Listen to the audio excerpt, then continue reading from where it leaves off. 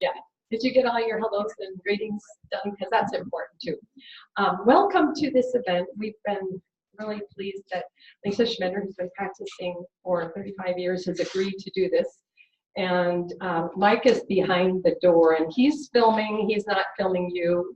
There are a lot of people who requested the ability to be here and couldn't be here. So he's going to be very discreet about it. And so none of your faces need to show. I know you're not in witness protection or anything, but this is sponsored by Many Voices, and we've sponsored many and varied things. I'm Susan Smalley, and I'm the president of Many Voices. And I'd just like to read our mission statement to you. We advocate for diversity, justice, and equality to promote a safer and healthier community. So this is all part of it. And another event that we have coming in May 11th, is it May 11th? Okay, well, in May, there'll be lots of advertising, and mostly on Facebook, because I think that's where most of you heard about it. Margaret Stock, who's an immigration lawyer, will be coming down and speaking too. And so if people within our group, and it takes nothing to be within our group except a willingness, and if they come up with things they'd like to do, learn about, promote, if it fits within our mission statement, then we're the helpers to get it done. We're not the doers of everything, but we're the helpers to get it done. So we're grateful, and thanks, Lisa, for being here, and she'll tell us the rest of what we need to know. Yes? Oh, yes. But, oh, yes, there, I have, okay, here we go. This is probably the stewardess part. This is an exit door. And in case of an emergency, that's an exit door. You could go through here and then over the pews and around to out the door. There's another exit door out there. There are 2 restrooms on the way to the exit door, and there are restrooms down the hall on the right. And some of us have Many Voices buttons on, and we'd be happy for you to have one when you leave. But if for some reason you need to kind of separate yourself from the group and you need a little aside or a little quiet time or whatever, or if you have questions about something I didn't mention, there's Carrie and Karen and Michelle and I. So is that all right? Anything else? Okay.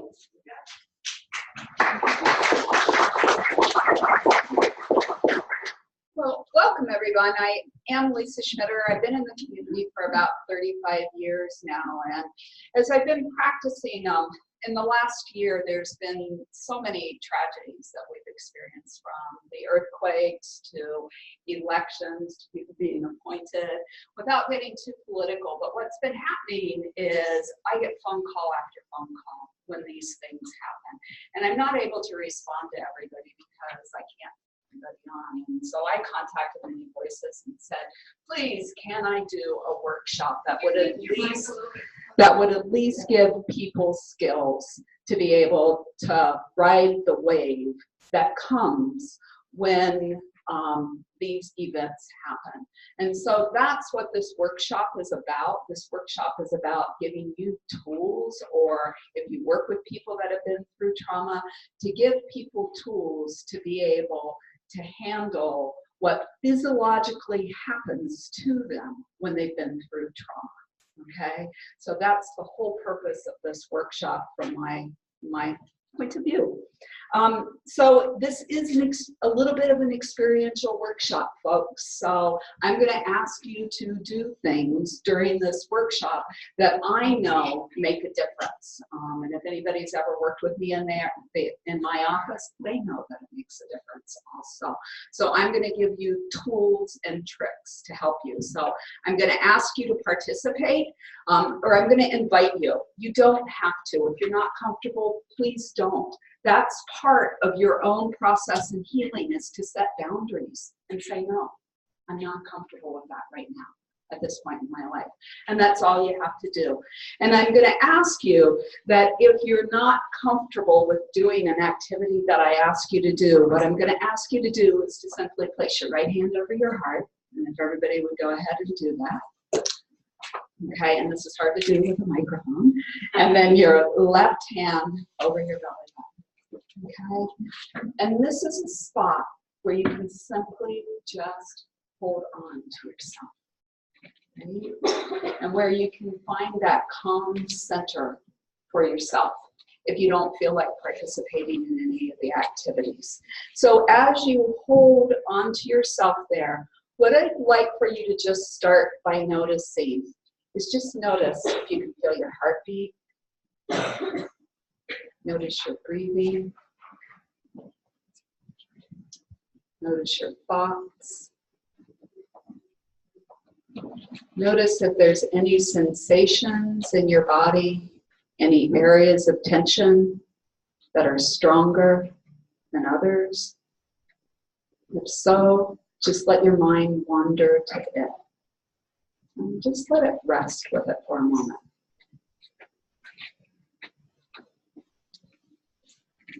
And as you sit with that, I'd like for you to take a deep breath in through your nose and out through your mouth.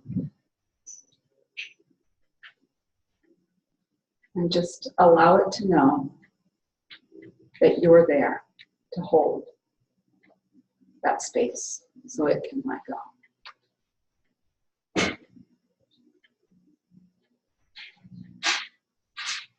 And as you feel your connection with self, what I'd like for you to do is I'd then like for you to turn to somebody close to you. And if you're comfortable, establish just eye contact with them. And notice what happens when you establish eye contact. Some of you start to laugh. Some of you start to smile. For other people, it may be a little bit more uncomfortable, right? And some of that comfort level could have to do with relational trauma, relational wounding that happens. So we'll talk about that. But just notice, take yourself back to self and your breathing, that you have this calm point inside of you. Okay. So connections, you guys, is a part of healing. Being able to connect with self and being able to connect with others is part of what will help us in the journey of healing. I think the other thing that I know about trauma is that trauma produces shame for most people. Most people are embarrassed by what is a physiological reaction in your body. It is not a mental reaction when your heart starts to race from trauma. That is not mental, that is physiological. People that go through panic attacks, it is a physiological response to an event, right? It is not a mental response. So I really want to drive that point home, that so much of trauma is about a physiological response. And I want to be able to help people reduce the shame that takes place with these physiological responses. I was talking with somebody earlier and they were like, yeah, I've been in the hospital numerous times for panic attacks. And how shameful it was when they told me it was all in my head, right? It's not. It's a physiological response. So what is trauma? Trauma is a stressful event that shatters a person's sense of security in the world, leaving them feeling helpless and overwhelmed. Okay? That's all it is. It is a stressful event that leaves you feeling helpless and overwhelmed. Okay? Now we can go from there into many different diagnoses, but I want you to start to think of that as what is trauma. We also know that there are many variations of trauma. I think that we are finding more and more in the field of addictions.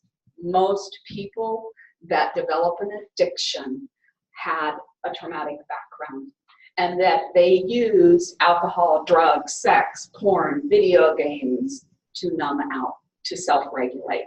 So addictions would fall into a traumatic stress, vicarious trauma. If you work within any type of the health field, education, counseling, nursing, first responder, doctors, helping professions in general, you can develop vicarious trauma. Compassion fatigue, PTSD, burnout. moral distress. This is something that I work with quite a bit in my office because we have a lot of toxic organizations is what I would call them. And when you have a toxic organization, what happens is the people in the organization begin to act like a dysfunctional family, okay? And that they take on dysfunctional roles within that, and that there becomes toxic shame. And also with moral distress, I think especially now these days with Facebook and the internet and stuff. I don't know how many times you guys have ever been at work and you walk past a coworker's desk and you see that they're sitting there surfing, and they're surfing the internet, or they're doing their own personal things, and that happens over and over again, and you begin to say to yourself, why am I working so hard? But you're a person who has values around work and work ethics, and if this goes on over time, you begin to start to shift your own values a little bit. Well, I'm not going to work so hard. Nobody cares if they're not working. Why should I work so hard? So we see a lot of moral distress happening within work environments also. Chronic medical conditions will also create it. So I told you guys this is an interactive workshop, and I know you can't read that, and that's okay, I can. So what I'm going to ask you to do is I'm going to ask everybody to stand up as I call out the different types of trauma if this has ever happened to you.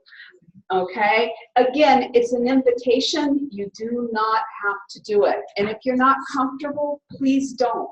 Because I don't want you to have a vulnerability hangover where you say, oh my golly, I just exposed myself and I wasn't ready to. But I also want you to understand it's part of shame reduction. To be able to stand up and look around and say, my God, I'm not alone. I'm not the only one who's went through this, okay? So maybe what we'll do instead of stand up, because I kind of need to split in half of the room, maybe everybody will stand up, and then if it's happened to you, you can sit down, okay? Because that way you can be looking at each other and seeing. Does that make sense? Because I'm afraid it doesn't make sense to you. I can't stand up or sit down, or the pacemaker won't catch up. Okay, thank you So for. I raise my hand. Okay, raising hands. Would you prefer to raise hands? Yeah, Okay, let's raise hands. And the people in the front, look around. Turn around and look around so that you see. Okay, so has anybody in the room ever experienced a sudden death of a, obviously not yourself, but okay, so look around and notice a sudden death, right? Comes on very suddenly and it can be trauma bound. How about complications at birth? Giving birth to a child, and there has been complications. Look around. A surgery. Anybody ever been through surgery? Okay, we are finding more and more that people after surgery experience traumatic reactions, that their body literally doesn't know they didn't die during surgery, right? So there is a procedure that I do with sensory motor psychotherapy to help people know that they didn't die during the process. But I get so many people that come into my office after a surgery. They're like, oh no, I was fine. I went in for this surgery and I have not been okay since. And a lot of times it's just that the body doesn't know you didn't die because the body keeps the score on it. Okay. Boy, I can't read some of that. Oh boy. I am really struggling. How about neglect?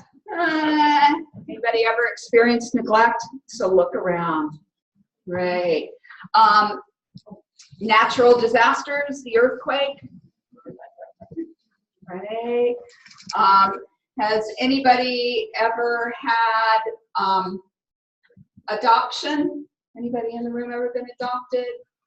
Adoption can create relational wounds. How about divorce? Okay. When you look at a stress scale, Number one on a stress scale is death. Divorce is number two. I personally think that you could almost reverse the two, because when you go through a divorce, you have a lot more negative thoughts about self. What's wrong with me? Am I a failure? A lot more negative beliefs, and it's also a relational wounding. So divorce can be really, and not only that, if you have kids, it literally fractures your world in two, right? It literally shatters it. So divorce would be a high up there, high one. How about theft? Anybody ever? Yeah. I remember when I was in my 20s, I had my apartment broken into, and I remember for a long time after that, I'd be walking down the street and I'd see somebody in a pair of jeans that looked like mine, and I'd be like, was it you? You know, that I couldn't believe these unreasonable thoughts that came in my head and distrust towards people. But that's what trauma does, is it produces distrust. Anybody ever been bullied, either as a kid, yeah, or as an adult in the workplace, right? Yeah, bullying happens, or through a group of friends, been isolated, right? So bullying happens not only to kids, I think it happens to adults in the workplace also. Sexual harassment on the job, yep, okay. So we've got sexual harassment. How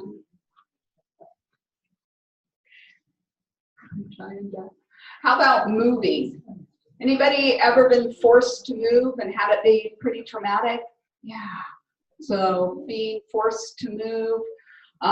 Rape is on there also. Yeah, there's a number of people that have been raped.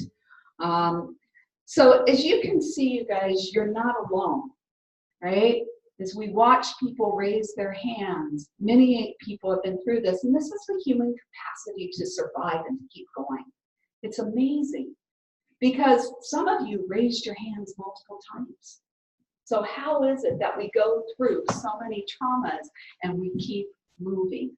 Because we're resilient and because we have skills. But again, if it was an event that shattered you, then you're going to probably have physiological effects to it. So post-traumatic growth refers to the positive transformation people can experience as a response to direct or vicarious trauma. And I have to say that I myself grew up in what would be called a very traumatic home. My father was an alcoholic. He was very violent. I grew up in a small town. And I was fortunate because for whatever reason, I took on the role of caretaker in my family. So I was always the one that did something to make it stop.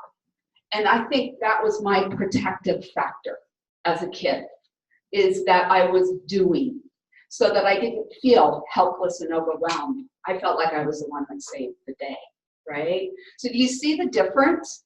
Both traumatic, but that one didn't seem to affect me very much. And I went through life and I went through other traumas and other things, but it wasn't until one hit me, which was my daughter getting ill, that I could not stop. I couldn't change it.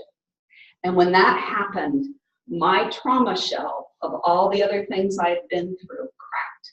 And I felt like I was falling apart. I thought I was crazy. Okay, I was like, what is happening to me? You know, my heart would race.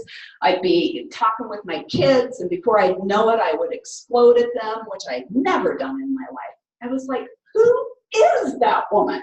Anybody ever thought that about themselves? Who is that person that just reacted? I don't know them, right? Because it's not us. We get triggered, and we're right back in those old wounds of what happened to us. So I have to tell you that post-traumatic growth is real. And I am so thankful to all of my teachers who have gone from let's talk about depression and anxiety to let's talk about trauma. Because I tell you what, to treat depression or anxiety, we'll be here for a long time. But if I treat trauma, the symptoms often go away. So there's a huge difference in treating trauma versus symptoms. So this is called the pretzel. What you're going to do is cross your ankles. And then if you can, you can either stick your arms out in front, thumbs down, cross over this way, your legs are crossed, and you pull them in. And if you can't do that, just do this, okay? And what you're going to do then is you're going to stick your tongue to the roof of your mouth. Okay, so this is called the pretzel, and what it's doing is it's doing a bilateral cross of the brain, and the tongue to the roof of your mouth is, you know, babies, how babies suck their thumbs? Calms them, soothes them, right? Acupressure points are in the top of the roof of your mouth. So it's a very calming and soothing place to be. So if you have trouble sleeping at night, a lot of people will go to sleep like this. I see some people nodding their heads, they've tried it and it's worked. That you can go to sleep at night like this, and it helps to shut down the looping of the brain because you've done this bilateral cross with the tongue to the roof of your mouth. If you happen to be a person like me who's a very rapid thinker, I have a hard time when I'm sitting in a group keeping my mouth shut because I've got like questions and I'm thinking about this and I'm making all these connections in the world. Is the tongue to the roof of the mouth keeps me from blurting, which is a very valuable skill. Yes. Okay, so feel free to keep that pretzel. So in this presentation, the pathways to post-traumatic growth, there's a lot of them, okay? And you're going to have to experiment to find what works for you, but there are a lot of them. I'm going to cover the ones on the right, the education of trauma. I'm going to talk a little bit about vitamin and mineral support, trauma treatment, self-regulation, and emotional intelligence. But I want you to know that research shows all the things on the left supplement. When people come in to see me, one of the first things I ask them to do is to go to the doctor, preferably some type of functional medicine doctor who's going to look at vitamins and mineral deficiencies, hormones, things like that. Because trauma, what we know from the ACEs study, is it affects those kind of things in our body. So it's really important. I don't like to swim upstream. I want you to get well as fast as you can. Yes? Could you please define ACEs for those who may not know? I'll be talking about it later, if we can do that. Okay, so just know that, you know, that is something that's really helpful. Social support, shame reduction, things like AA, NA, eating disorders, support groups. We've got them all here in the community. We've got Codependency Anonymous. We've got Al-Anon. Those are really helpful to reduce shame. Physical therapy, occupational therapy, craniosacral therapy, massage, acupuncture, chiropractic, homeopathy, healing touch, yoga, qigong, mindfulness, and spirituality. We know that all of those can assist. That I know on the days, Bonnie is a healing touch instructor now, right? Thank you, Bonnie, for the work you do in the community. And I'm a healing touch practitioner. And I know when my clients come in, and I can just tell they're so exhausted, they can't keep going on. It's healing touch that I do on those days with them. I'm like, let's just do some healing touch to give you energy, and it's a very helpful treatment for them. So, and Bonnie does trainings, and those are open to the community, right? So keep that in mind. Okay, so breathing. Breathing is the miracle drug, you guys. It's not Prozac, it's not Lexapro, it's not the other things. What we know is that our breath can change our brains and our vagal nerve. But there's certain ways that we know that breathing can help. So the first thing that I want to say about breath is that anybody in here have sleep apnea and use a CPAP? Okay, so that comes often too with trauma. But what happens at night? Anybody in here know that they're a mouth breather? Anybody ever been told they're a mouth breather? Yeah. So if you're a mouth breather, what's happening is you're laying there, you're going, and you're sucking it right back in. So what we know starts to happen at night is your carbon dioxide builds up, right? And you're not getting enough oxygen in. So there's a few activities that we recommend people do. Anybody have trouble sleeping at night too? Okay, yeah, a lot of hands go up on that one. So as we think about these breathing exercises, first of all, I'm going to hand this off. If you can, stand up. And we're going to do, the first thing we're going to do is getting rid of carbon dioxide. Okay, so to get rid of carbon dioxide, your arms are going to go up, and you're going to do 3, we're just going to go, and get it out. Okay?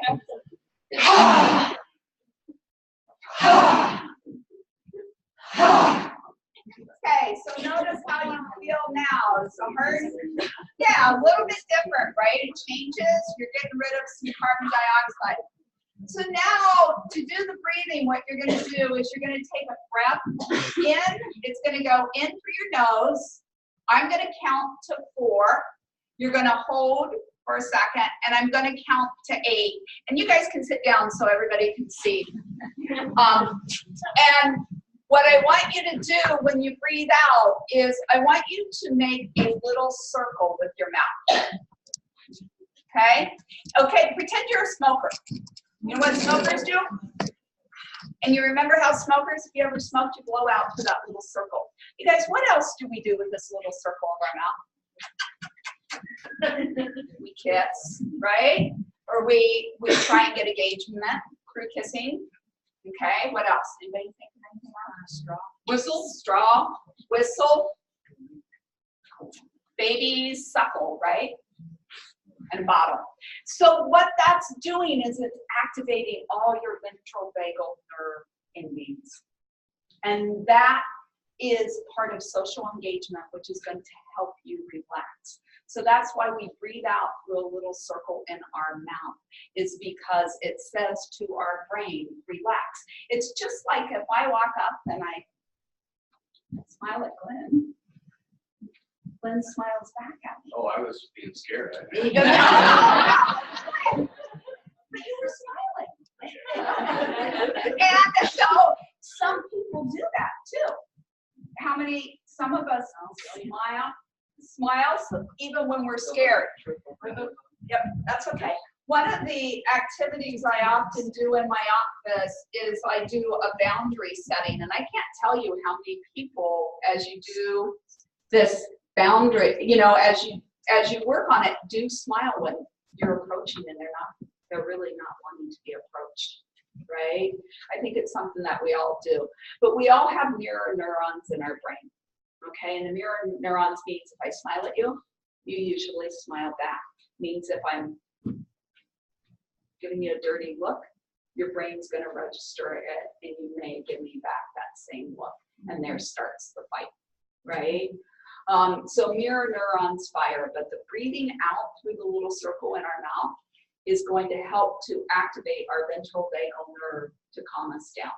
So you're going to just notice how you feel now, and you're going to do a breath out through the little circle and hold, and now a breath in through your nose. 1, 2, 3, 4. Hold, out. 1, 2, 3, 4, 5, 6, 7, 8. Hold, in. 1, 2, 3, 4. Hold, out. 1, 2, 3, 4, 5, 6, 7, 8. Hold, in. 1, 2, 3, 4. Hold, out. 1, 2, 3, 4, 5, 6, 7, 8. So that in breath activates fight or flight. The out breath says all is well.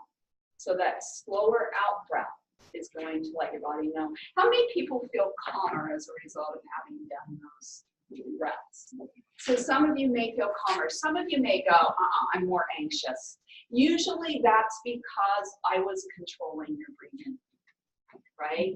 So, and most of us don't like to be controlled, especially if you've been through trauma, you don't want to be controlled, right? So find your own pattern, you guys. It doesn't have to be 4-8. You know, maybe you can only take 2 in and 4 out, or maybe it's 3-6. Find your own pattern that works for you. The other thing is if everybody would just put their hands on their rib cage, like the lower part of your ribs, and just go ahead and take a breath in and then a breath out. And as you take a breath in this time, notice, does that expand or contract as you breathe in? So if it expands, great. If it doesn't, you're breathing backwards, which will put you into a natural state of anxiety, okay? Because what you're doing is you're sucking in all the time. So you're not getting full deep breaths, and therefore your carbon dioxide is building up, and you'll start to have problems. I never understood, I have a client who had carbon dioxide poisoning, and she said that ever since the carbon dioxide poisoning, her anxiety level has been really, really high, just because of what physiologically happens to it. But I was flying home on the plane, and I had one of those neck pillows, and I had it turned around in the front instead of the back, because I don't like it in the back. And I fell asleep. And when I woke up, I was like, and I mean, it felt like what I must imagine a panic attack feels like, because my carbon dioxide, and then that's what I was like, oh my golly, this is carbon dioxide. I was lightheaded, I couldn't stand it. So I was like, you know, just breathing to get that out of there, and within a minute or two, it just restored. But I mean, so carbon dioxide buildups will really affect you, and most people that have been through trauma will get that.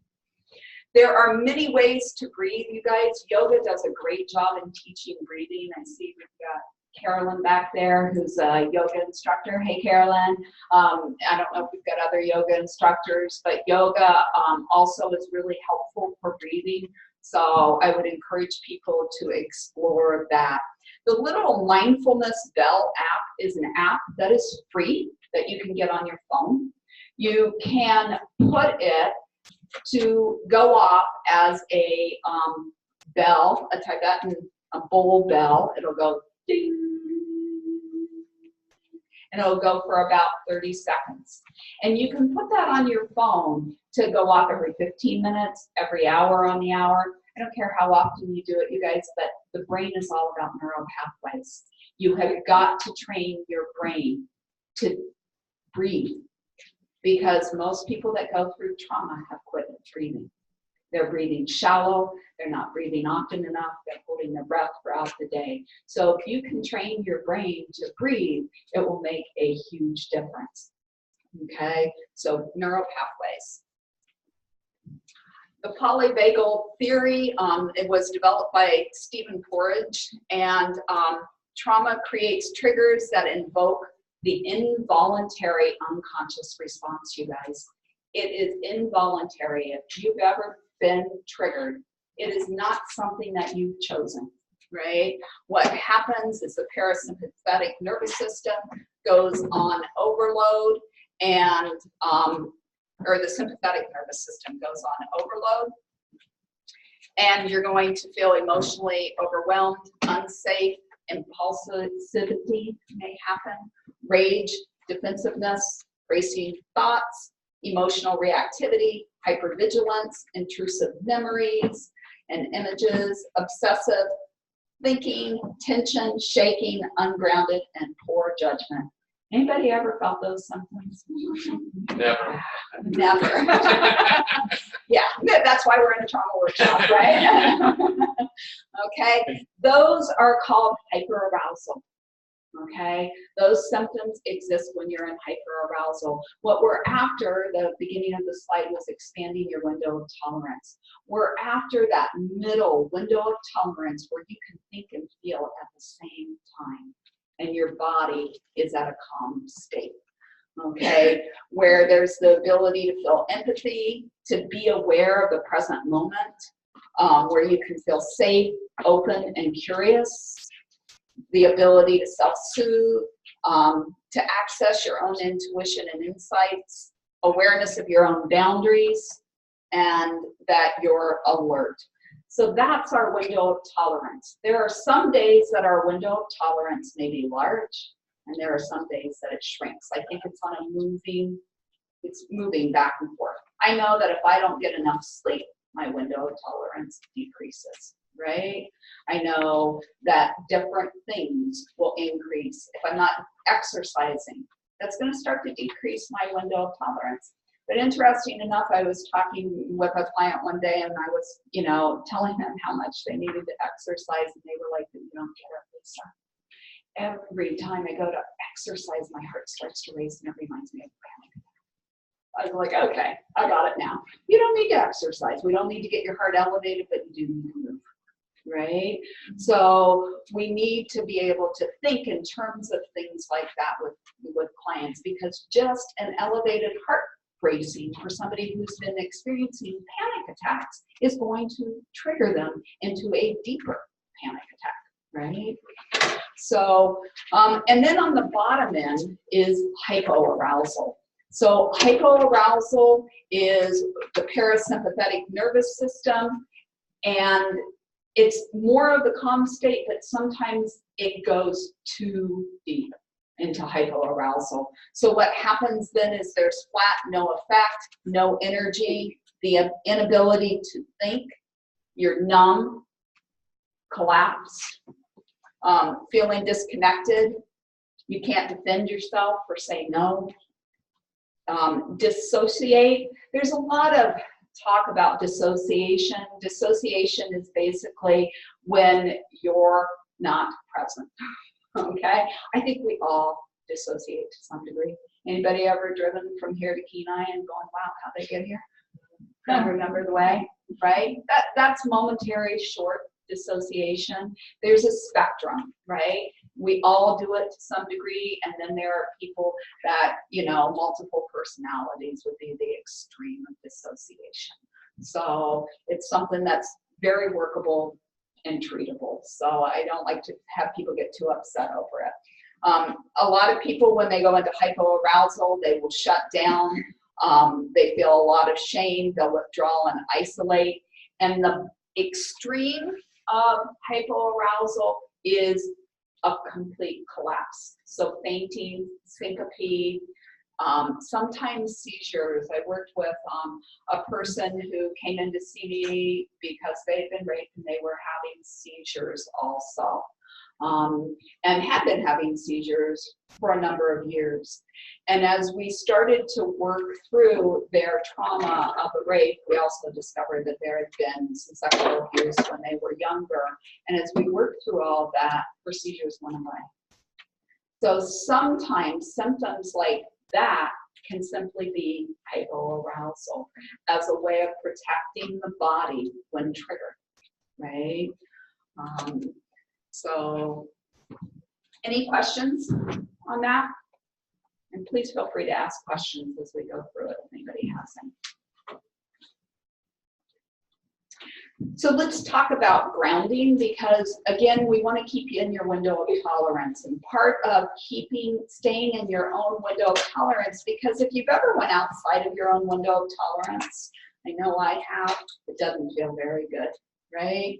And it produces its own side effects of often shame for people. And so how do we keep that window of tolerance wider as we go through life? One of the key things is to make sure you're grounded. There's some research that's being done that says we're probably not grounded about 98% of the time because we never touch the ground. When's the last time you walked barefooted? Outside. Before the snow. Before the snow. Yeah. Okay. So just that. I mean, you can actually buy grounding blankets that you can sit with your feet on that have the electricity and stuff going through them. But grounding is really, really key. So being able to keep yourself grounded. So a couple activities that I like to tell people that they can do for grounding is, if you're able to and willing, stand up and do 3 jumps with me. Because, and here we go, 1, 2, 3, okay? So the thing I like about jumping, you guys, is that jumping grounds you. It really impacts you into the earth. It also gives you proprioceptive input into your joints. And a lot of people have sensory issues, which we'll talk about later, but that jumping can really settle you. If you're in a hyper-aroused state, try 3 jumps. It can really help to settle you. The other thing that you can do is our parasympathetic nervous system runs down our back along with that vagal nerve. So simply push your back into the chair and notice having that support of the back in the chair and feeling the chair. That's a really quick, easy one that you can do. You can do anywhere. You can do it in meetings, things like that. I know when I've been in stressful meetings, I use the pretzel a lot, with my tongue to the roof of the mouth, you know, and I know I'm looking around at, I know where some of you work, and I know you work in stressful places. So keep in mind that you can always be doing things like the pretzel to keep yourself grounded.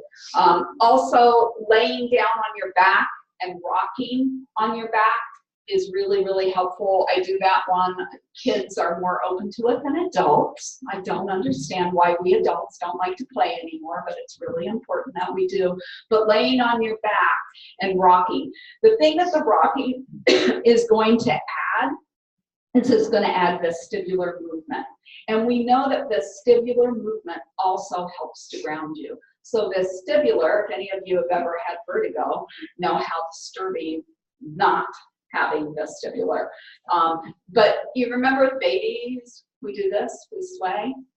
Even just swaying yourself can be very calming and soothing, okay? Because it's activating that vestibular part of your brain that's going to calm and soothe you. So doing those kind of things. Push-outs are, you take your hands and you're pushing against them as hard as you can. Okay, when you do that, again, you're activating your proprioceptive. You're getting your proprioceptive involved, which can be very helpful and relaxing. Also, you're getting some movement up here. I especially recommend it if you're in the fight portion of your brain, okay, which we'll talk about later. Another way to do kind of push-outs is, yes? Proprioceptive. Proprioceptive, what proprioceptive is we all know about the 5 senses, which are see, hear, feel, taste, okay? But proprioceptive is what's in our joints and in our body, and it kind of helps us know where we are at in space. And so and some people, a lot of times when you have trauma, that your sensory issues will go haywire. And so proprioceptive is one of them. So what you see when somebody's got proprioceptive issues is you see really loose body tone. They have trouble with body tone and keeping themselves kind of upright. Often when I worked in schools, those kids walk with their hands on the side of the wall at all times, because it helps keep them like, where am I in space? Also, they have a tendency to bump into other people and other things, be really super clumsy, okay? And they get in trouble for it. Because like what I often do is when I get kids and I often say, hey, high five me. Okay, that's a high five. You get a kid who's got proprioceptive issues, the high five's gonna be bam. And I'm like, whoa, because they don't know their own force, right? They don't know where they stop and you end. So those are some of the things that you'll see with that. So what is the normal response to a traumatic event? Okay, and this is the thing. I mean, when we look at PTSD or acute stress disorder, they have all these things listed in them. So why does what's normal, anxiety, feeling revved up, emotionally unstable, fatigue, irritability, hypervigilance, trouble sleeping, exaggerated startle response, change in appetite, feeling overwhelmed, impatient, isolation from friends and family, shock, nightmares, and somatic complaints? Okay, those are normal reactions to a traumatic event. But the thing is that if they go on for more than 3 days, your brain is starting to get wired, because our brain is all about neural pathways, right? So it starts to create this pathway that says, oh, this may be my new normal. So 1 to 3 days, you can be diagnosed with acute stress disorder, up to 30 days. And after 30 days, you would be diagnosed with post-traumatic stress, because what's happened is that little pathway has now become a giant 6-lane highway, right, in your brain. And so and this is one of the things I work with first responders and other people, and this is my golden rule for me, you guys, is that, because what I do is trauma work. And do I sometimes hear stories that leave me with nightmares? Yes, I do. If I have it for 2 days, I am calling my own therapist and getting my own EMDR done, or my own somatic therapy, because I do not want somebody else's trauma to become mine through vicarious trauma. And I wish that we had policies for people that worked with other people that said, look, here's the person's phone number anytime you have more than 2 days, because what's happening is your brain's getting wired to respond to that, right? So don't let it go on and on and on, you know, because most people do. Most people wait 6 months. By then, I've got a 12-lane highway that's going for a lot of people. So what are one of the things that we talk about is trauma survivors have symptoms instead of memories. So anybody in here grew up in a dysfunctional home? Okay, and again, when we talk about a dysfunctional home, you know, here's 0% dysfunctional, and over here's 100%, right? And people move on this scale as a family. You go back and forth on it. Some families are definitely more dysfunctional than others, right? But I don't think there's any family that's 100% functional. You know, you throw an illness in there, you throw a death in there, you throw something in there, and they're going to go through some dysfunction until they regulate, right? It's just part of what happens. But when you grow up in a home with a lot of trauma, whether there's domestic violence or alcoholism, or mom gets postpartum depression and she can't be available to respond to your needs, or somebody gets sick in the family, what happens is we start to develop these symptoms, okay? And so, again, I'm just gonna ask people, because I think there's shame reduction. If you've ever experienced these symptoms, raise your hand, look around, you guys, to understand you're not alone. And I'm gonna read them because I think they're hard too, okay? So has anybody ever felt shame or worthlessness? Yeah, look around, you guys, at how many people walk with shame, right? Decreased concentration. Yeah. Numbing. You ever just felt numb? Yeah. Dissociative, driving down the street, not being there, right? Relationship problems. Little interest, apathy towards life. Yeah. Body aches, somatic problems, panic attacks,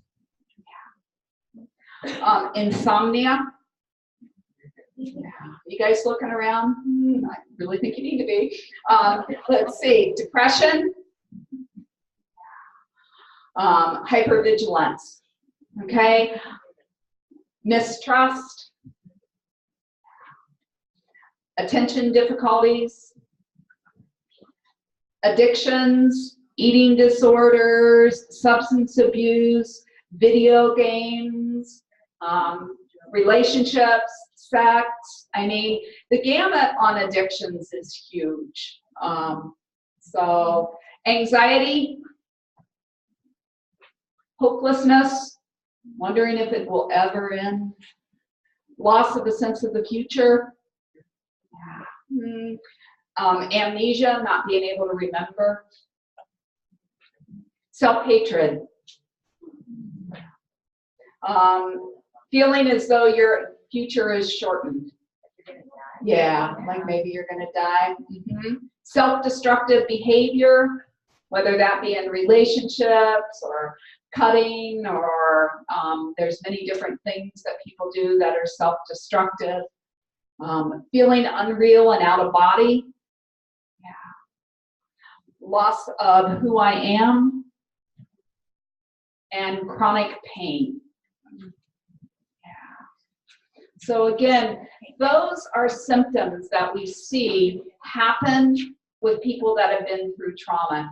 When people first come in to see me, we go over this and we highlight what symptoms they have, and usually they start to fall off pretty quickly, you guys. So that's really hopeful, and part of my job is that I see those symptoms decrease. You know, that one of the things, how long does trauma treatment take? You know, I often get that question, how long will I be here? I think there's only ever been once in my life I've worked with somebody who only had one trauma. I was just, it was so easy. It was like, wow, they came in for an event that had happened, and it was like 3 sessions and we were done, right? But most of us have complex trauma. So when there's complex trauma, you're probably looking at about a year of therapy. And if you're looking at any type of attachment or relational wounding, you might want to add a couple years, because you've got to heal that. If you really want to go on to thrive in life, you've got to heal those attachment wounds. And they have to be done in relationship. They can't be done outside. And they have to be done with somebody who can call you on your stuff in a loving and compassionate way, which is usually not your partner, okay, for a lot of people. So often our symptoms, okay, so the next time that you start to feel your heart racing and you think, oh my golly, you know, there's something wrong with me, instead think, oh, I've just been triggered. There was a memory that just happened that started my heart racing, right? Because that's what happens, is you're walking through life and something bumps a memory. It could be a sight, sound, smell that would bump the memory. Also, what happens is that trauma memories exist in chains. And that's why the symptoms get worse and worse over time, you guys, is it starts to pick up all the other times that remind you of it. And then it starts to pick up the times when you have the heart racing now as a result of the first response. Does that make sense? So this slide too indicates the hyperarousal and the hypoarousal. So as you can see where the triangle is, there you've got, you know, a normal window of tolerance, and the green line is, if I hadn't had any trauma, that's how I'd be cruising through life. But when trauma happens, you spike up into the hyperarousal. Often afterwards, people will come back down, maybe within their window of tolerance or maybe not. But then when you're reminded of it, the next time you go up a little bit higher and you drop a little bit lower. And the next time you go up a little bit higher, because now you're getting that layering of the chain event. And eventually you're going to hit a spot where you get a stuck on. And that's when you've got your panic attack and it seems like it goes on and on. It's not a quick up, down memory, okay? Or you'll get the stuck off. And that people usually go through hyperarousal and then they drop to the shutdown afterwards, right? So if you can think about the last time you were triggered, you either went up into fight, flight, or freeze, and then afterwards you dropped, right? Or you went down initially, you just shut down. So again, that ventral vagal system is just key for our social engagement. It's activated.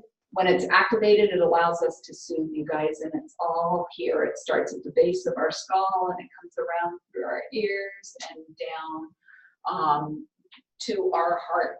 So being able to use that ventral vagal becomes really key. If you have good vagal tone, you can respond quicker and process information faster. You'll be more appropriate and effective to stimuli, and you'll return to a normal state faster.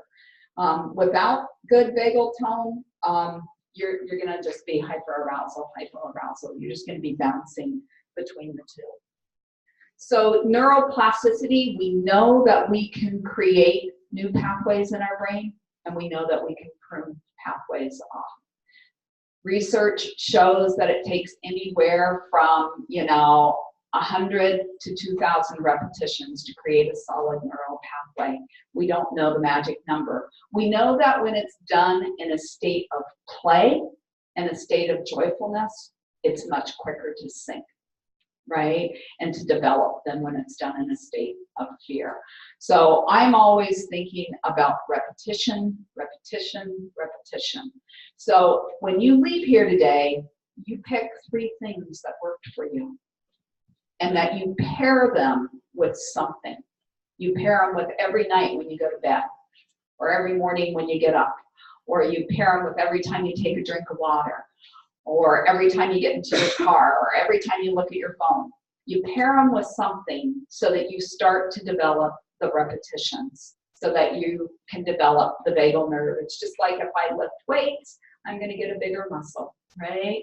If I do the activities for my vagal nerve toning, I'm going to get a more solid window of tolerance that it's harder to throw me out of. So this is a basic exercise that was developed by Stanley Rosenberg. And so what you're going to do with this basic exercise, and it's for the vagal nerve to bring it back online when it's kind of offline, is you put your hands behind your head and you cradle your head. Okay, oh, and I'm sorry, let me back up. I always forget this part. So before you do that, turn your head to the right and left, noticing how far you can turn it. Okay, so just notice, and notice if there's any stiffness or soreness.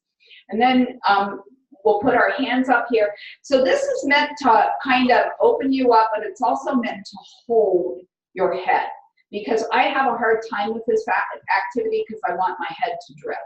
So then what you're going to do is you're going to take your eyes, and if you just watch for a second, you're going to take them out and you're going to have them look at your right elbow until you feel either a deep natural sigh come on or your mouth will really start to water. So go ahead and take them to the right until you notice that happen. And usually it'll take 30 to 60 seconds. It's about how long it will take for it to happen. And then when you come back, some of you are going to feel a little bit dizzy and woozy. Okay, and now go to the left with your eyes. So what's happening is you're opening up the occipital and the cranial nerve back there that vagal's running through, and it's bringing that back online. Okay. When you're done, you can take your hands down. And again, some people feel dizzy and woozy. The more dizzy and woozy you feel, the more your vagal toning is really poor. Okay. Would you do the free exercise of turning to left to right? Yep. Thank you, Bonnie. Now turn your head from left to right and see if you notice, is it looser? Yeah. So again, that vagal nerve holds tension, right? So it's also going to relax some of the tension in your body. So this is an activity that I really encourage people to do 3 times a day, because you know there's at least 3 times a day that we can all get thrown off into fight, flight, or freeze. Anytime I realize I've been thrown off into fight, flight, freeze, or dropping, I do it, you know, to bring my own vagal nerve back online, okay?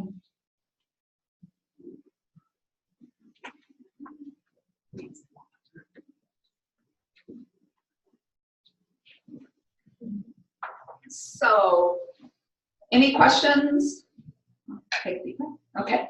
So what are the requirements for trauma? Why is it that sometimes we can go through things and they're not traumatic, and other times they can really traumatize us, right?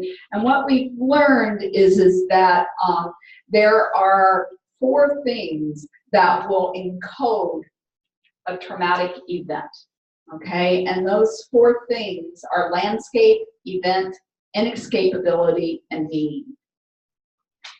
So when I talk about landscape, I'm talking about what is the landscape of your brain. What is your brain like? Because we know that our brain has neural pathways. We know that things like secure attachment.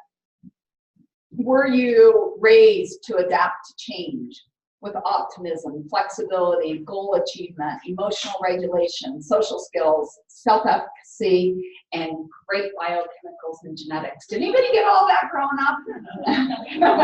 Some of us might have gotten some of that when we grew up in a resilient, thriving environment, right? And that we know that people that grew up that way are less likely to have traumatic events in code, because their brain has a different landscape.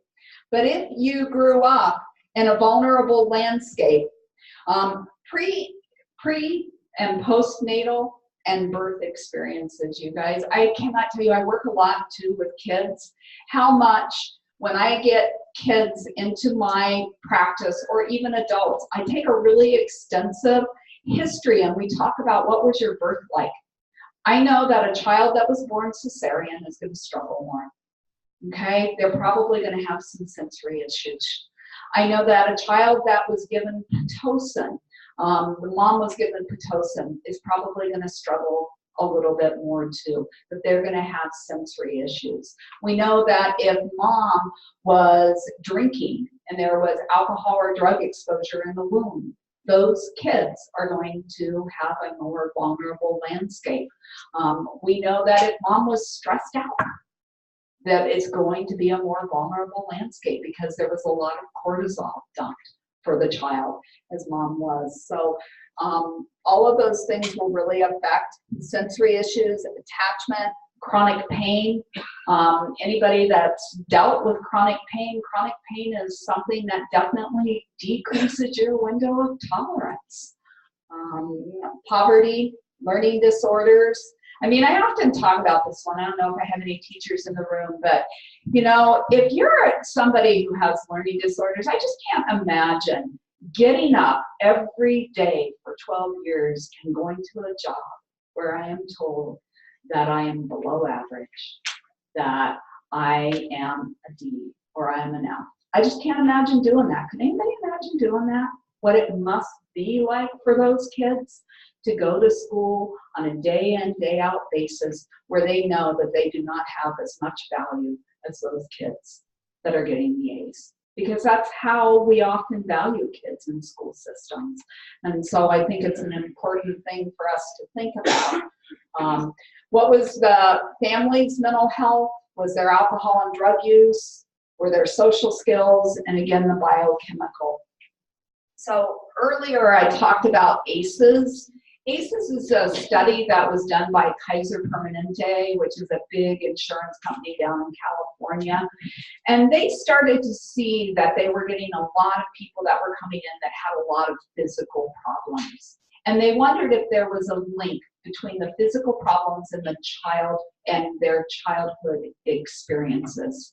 So they created a survey that basically asked 10 questions and around, was there emotional abuse, was there physical abuse, sexual abuse, physical neglect, emotional neglect, mother was treated violently, they witnessed domestic violence, the household substance abuse, household mental health, a parent incarcerated, and divorce.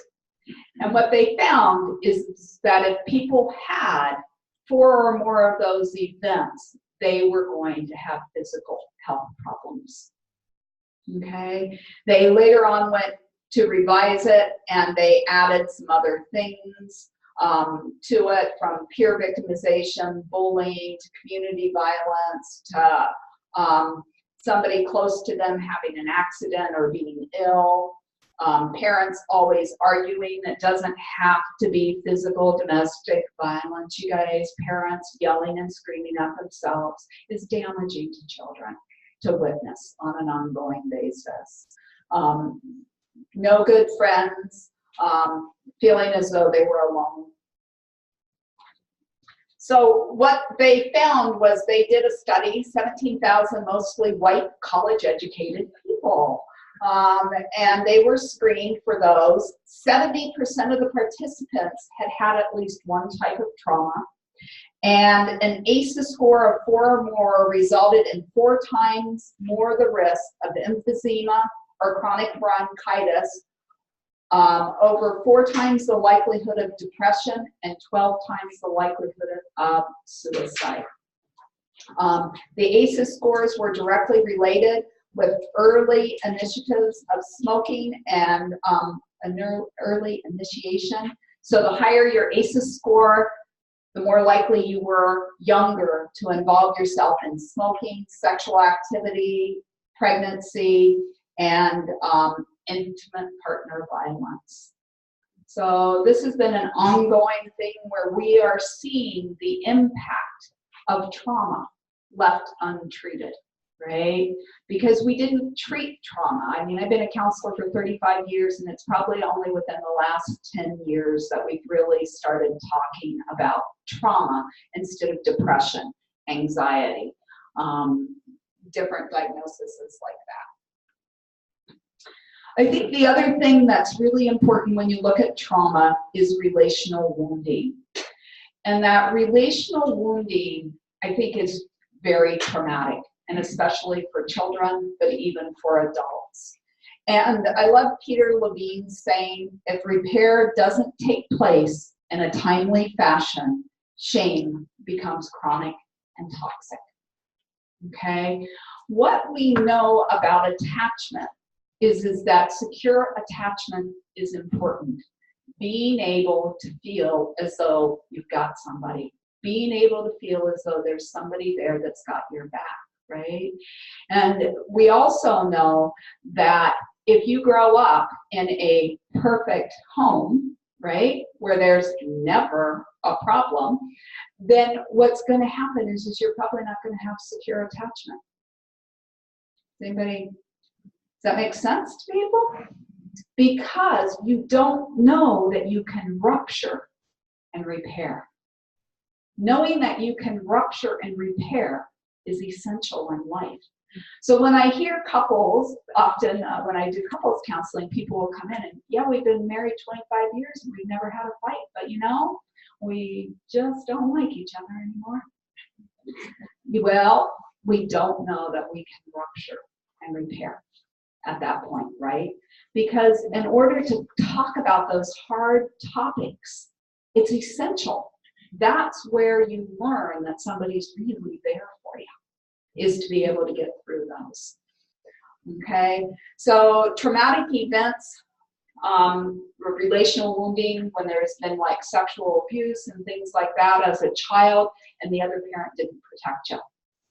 You're going to feel betrayed by both parents, right? And those type of instances, or where maybe dad was violent and mom stood by and didn't do anything to intervene, right? Again, that's going to involve a relational wound, not just the trauma of the physical abuse, but the relational wounding with mom and dad on that.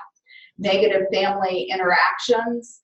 I often hear kids say their parents don't accept them, you know, that their parents are critical and controlling of them all the time. Or I often hear the opposite. My parents don't care. A permissive home is not good either. I can remember I used to, when I first moved here, I did support groups in the schools, and I was working in a junior high group that we were talking, and one of the kids was talking about, you know, how angry their dad would get and yell and scream and the things he'd say to him, and that he'd occasionally hit him. And one of the other kids looked across at him and said, I wish my dad would hit me. At least I know he cared. Right? So that neglect is just as damaging for kids. Parental psychology, if there's depression, addiction, rage, anxiety, if the kid's ignored, those kind of things will create a lot of problems too. Postpartum depression is real. It's a chemical imbalance that happens in women. There's some research out there being done on a copper-zinc imbalance, and that's part of what happens with postpartum depression. So that's something that's fixable, but again, we often don't know that, and what's thrown at it is I am not a huge proponent of psychotropic drugs because they do a lot of damage, you guys. Sometimes they can be helpful, but you've got to be careful with them. You know, you've got to really monitor. If you start to have any of those symptoms, get off of them, you know, that, and it's important. I think I would always try vitamins and minerals first. That's my own personal thing. So, yes? can you describe what you mean by rupture in repair? Rupture. So what I mean by rupture is rupture could, Vicki, it could simply be, you know, you and I are at an event together, and we're talking, and I say something, and you get angry with me, and I walk away. And then our relationship is ruptured because we didn't talk through it, right? So that can be a rupture if you don't ever address or come to a resolution of solving a problem between the two of you. How many people are married and have the same fight today they did the first year of marriage? Right? You never problem solved it, right? And you continue to rupture and blame each other over it. So that can be a rupture too.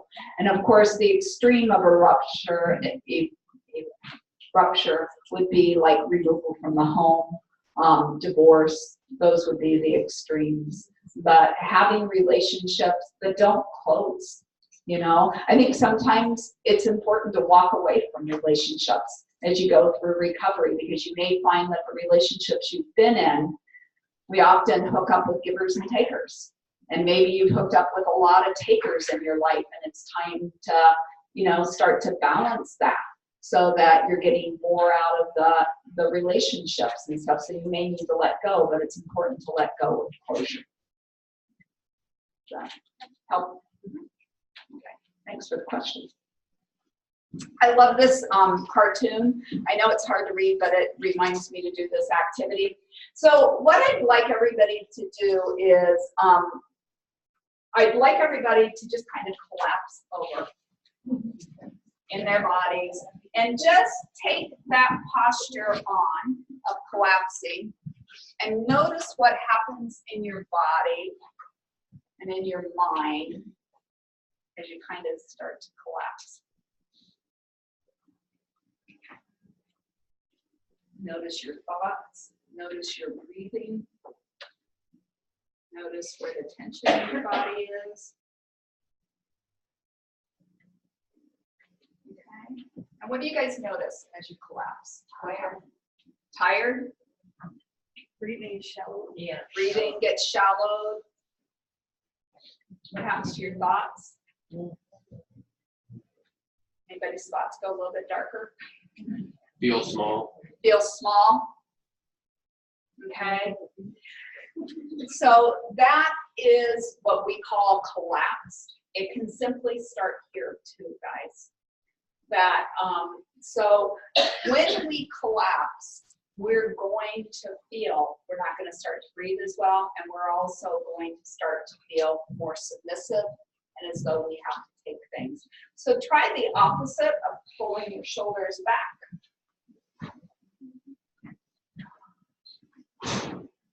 And notice what happens now as you do that. Easier to breathe, more positive, more confident, less vulnerable, more alert. For some people, doing this will feel vulnerable. If they're used to kind of hiding, this may feel more vulnerable for some people. So just keep that in mind, because it is a position that we have to get used to. But one of the things that we do know is that as we watch people that have been abused or raped, they start to walk like this, right? And abusers actually look for this collapse, right? I mean, who would you be more likely to abuse? Somebody that's walking around like this, or somebody that walks like this, right? So that good old posture training, I wish we'd bring it back, you know, because it's really, really essential. So that's one of the first things I start to ask clients to pay attention to, is just pulling your shoulders back, you know, and instead of collapsing, and just noticing that difference in what happens in your body when you do that can be essential. And I just put this slide in because I just love it. I just think words, you guys, can be so damaging because they replay over and over and over and over again, unless we do that repair work. So, you know, and most people, when they go into hyperarousal and they go into fight, do not go into fight with their fist. They go into fight with their mouths. And they say and do things that they regret. Right? So I just love that one. So somebody asked me about sensory things.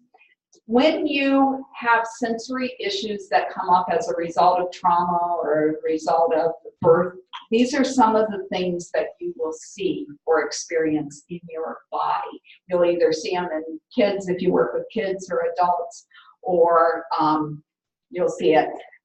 Smells might bother them. They might be hyper alert to smells, okay? They walk on their tiptoes, might prefer to walk on their tiptoes because having the full foot on the ground bothers them. The ribbings in socks or certain kinds of clothing will bother them.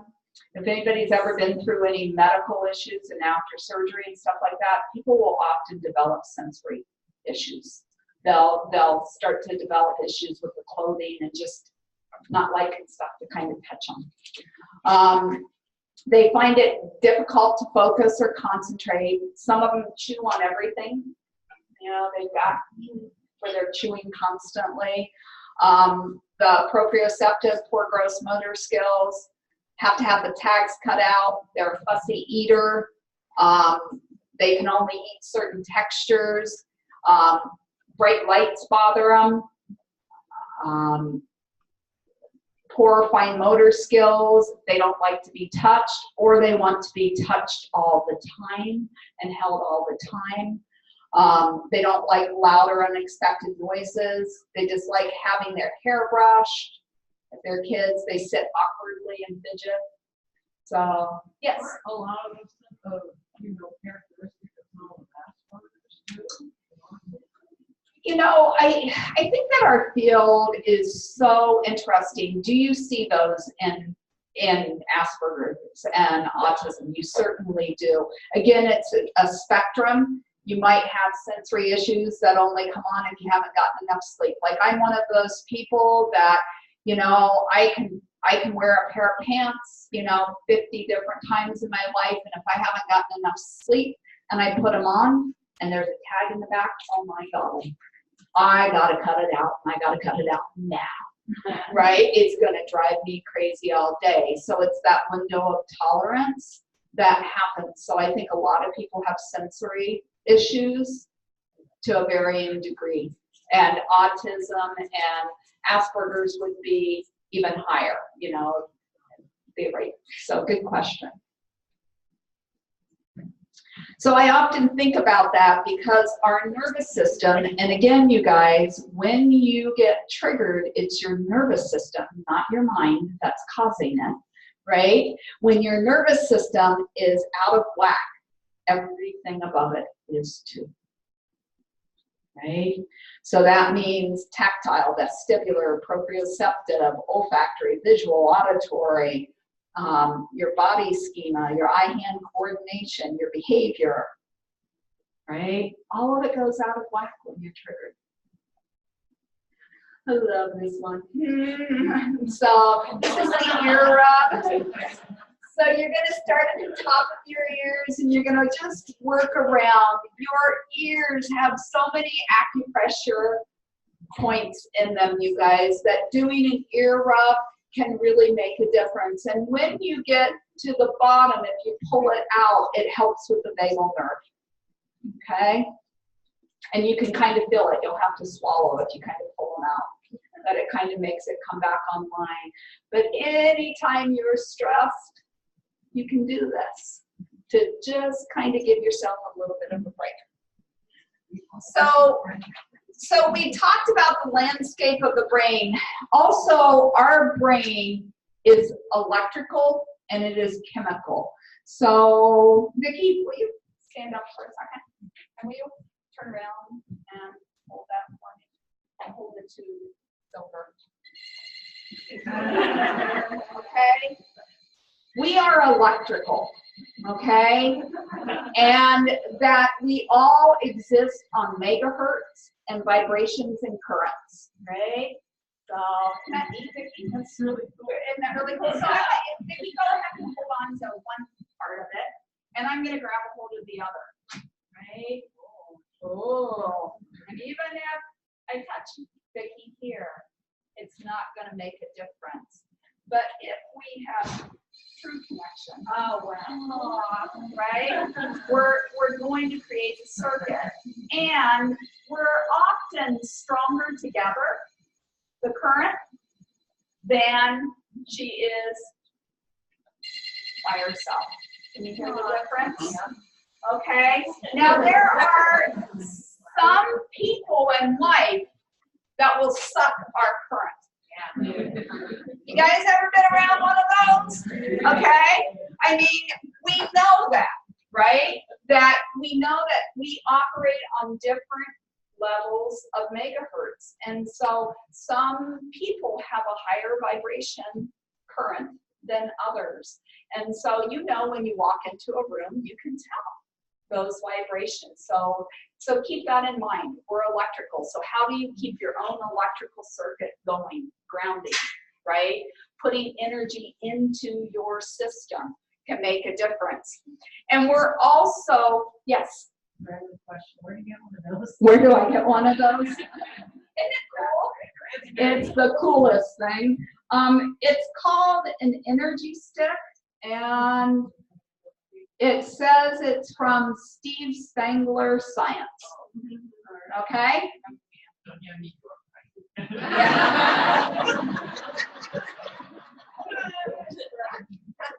So, but I think it's a great tool. So also, you guys, we are chemical human beings. Our bodies are made up of vitamins and minerals and chemicals in our brain. And if these chemicals are not in the correct balance, that's going to affect our landscape of our brain, right? So making sure that we are doing activities and eating the right foods and taking, and I'm a huge proponent, anybody that knows me, of vitamins and minerals, especially because we live in Alaska, you guys. The food that we eat here, other than if you're growing your own during the summer or buying it through one of our health co-ops, comes to us picked early. So it means that we're not getting it at its prime with vitamins and minerals. right? And with that happening, we're not getting what we need. Plus, then when you look at how most food is grown these days, it's grown in chemicals, not in minerals. So we're still not getting what we need. And so making sure that we're doing that becomes key. The energy stick is on Amazon for less than $10. Thank you. Thank you, Vicki. Okay. So the event then, so we've got our landscape, and we're always thinking about what was the landscape of a person's brain. The event happens. And when the event happens, what happens during the event and shortly thereafter will also determine whether it's traumatic encoding. Okay, so some of the things that will play into it are when it happened, how it happened, what happened before it, what happened after it. I mean, how many times have we heard of somebody's in a car accident and they die, and right before it they've been in an argument with their kid or their spouse, and it traumatizes them for life, right?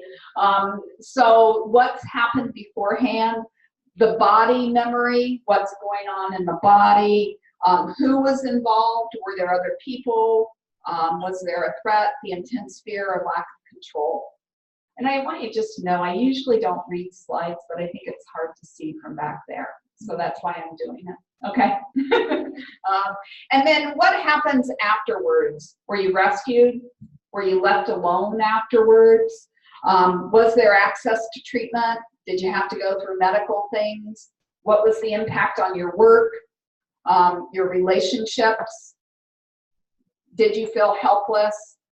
And it often changes the way the person understands the world and themselves. If the event changes your view of the world, it will traumatically encode it. And I think too, a lot of people after they go through trauma, it's not uncommon within 2 to 5 years if they don't get help to go through divorce, right? Because they're doing the hyperarousal, hypoarousal. And what starts to happen to the partner is they start to do the opposite. So if the one person goes into fight, the other person goes into hypoarousal and going numb, shutting down. Another word for it often used is stonewalling. They just don't respond when I'm right? And so that you get this happening in the relationship, and pretty soon it becomes too wide of a gap and people end up divorcing. So it can have a huge impact on relationships. So Binar beats are something that you can get on YouTube. You can get them through Amazon, I'm sure. You can get them as apps. And what Binar beats are is it is a noise as you listen to music, but it'll go, and you use them with headphones, it'll go beep, beep, beep. Or the music fades in and out of one ear. What it does is it keeps the prefrontal cortex engaged, you guys, which is extremely helpful. And Binar beats can be really, really helpful for going to sleep at night, because most people start to loop in their brain with negative thoughts. So another way that you can do your own, it's not Binar beats, but it's called a butterfly tap. If you put your hands across your chest, or you can do it underneath the table, I don't care where you do it, but it's just a slow tap back and forth.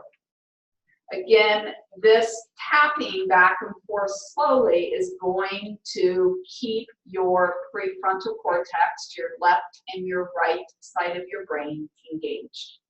Okay, it's going to keep pulling it up there versus letting it drop into your survival brain, which we'll get into in a minute.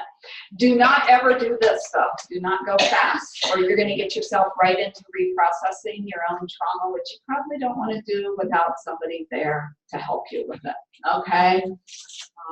But if you got a good friend, you'll be okay. So we're going to talk about 3 parts of the brain. I often think of the brain as my hand. So you've got your prefrontal cortex, is this part. You've got your emotional brain, would be your thumb, and down here would be the survival brain.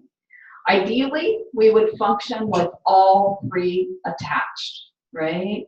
Would be the ideal way to go through life. Your prefrontal cortex has a right and a left portion, okay? Does anybody know much about right, left? Right does what? Creative, spatial, social is more over here. Okay, your left brain is your logical, sequential, mathematical, time management, organization. The two should function together. So information should come up and it goes up and it fires and it goes and it fires across and spreads out to the left or the right, either way, back and forth. And it goes through this piece of the brain called the corpus callosum, which is where the two meet. One of the things that we know is people that have had ACEs, adverse childhood experiences, they have less neural bundling. They have less connections between the right and the left brain, okay? Which is really impactful because it makes it harder. I mean, I'm sure all of you might know somebody who's so logical, they don't have a single emotion inside of them. It seems like it. Or people that are so emotional, they don't have an ounce of logic, right? So we've got people that are unbalanced because of what's happening up there in the brain. So simple things like balancing on one foot and the other can really help to create some of that neural wiring. Again, yoga can be really helpful at that. Things like Qigong too, where you have to move one hand and the other hand has to do something entirely different. Martial arts, where even the legs get involved in doing something different. I mean, you're really, anything that's doing bilateral movement like that is going to be extremely helpful.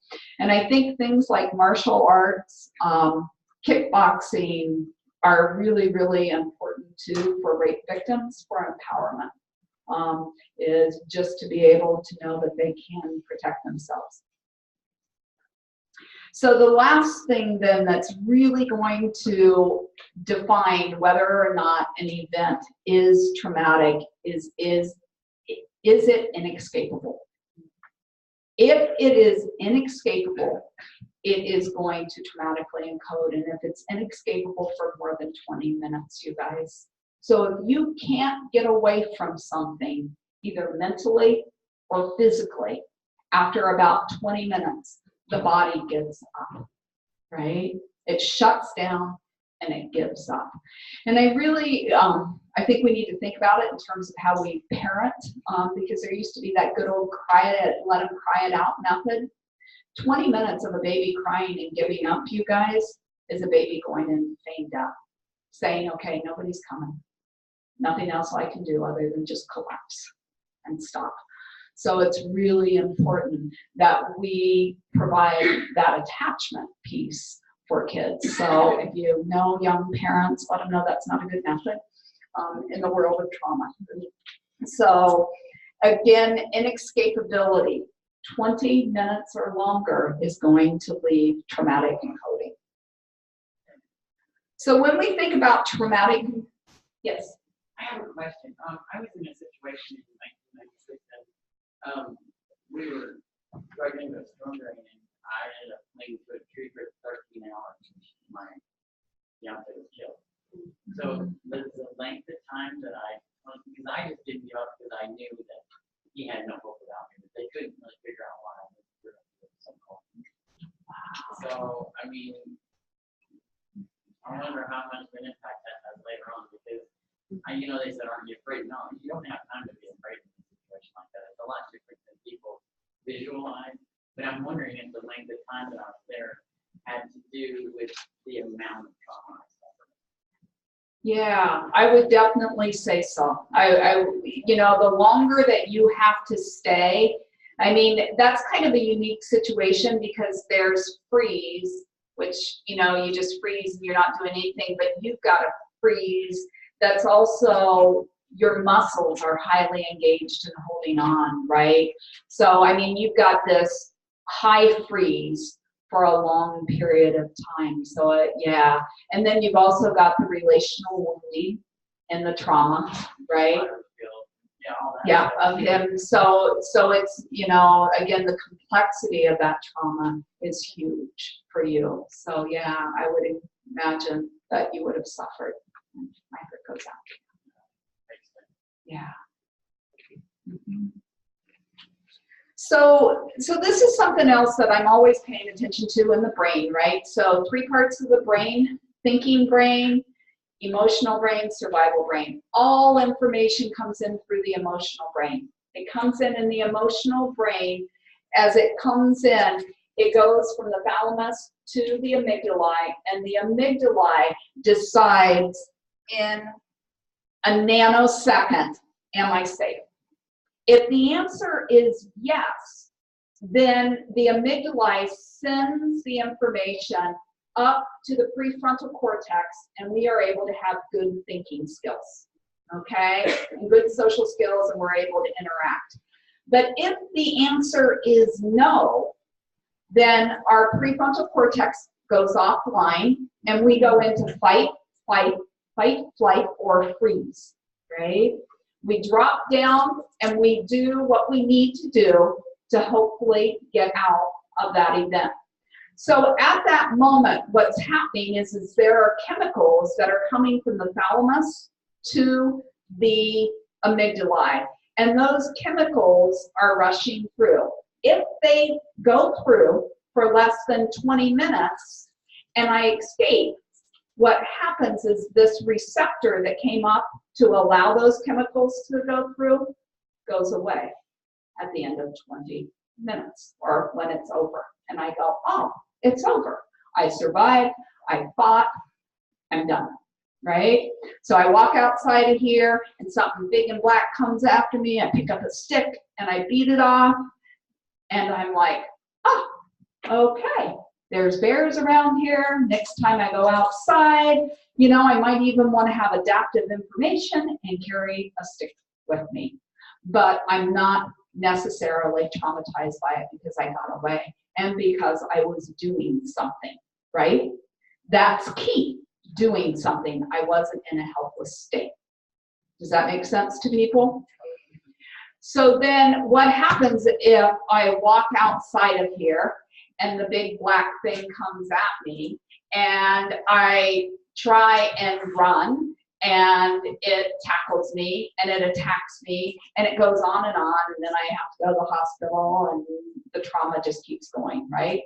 So those chemicals that are now flowing through this AMPA receptor right here, thalamus said danger. Emotionally, my body's sensing danger, my autonomic system is sensing danger, and my brain are all saying, I am going to die, probably, right? With a bear.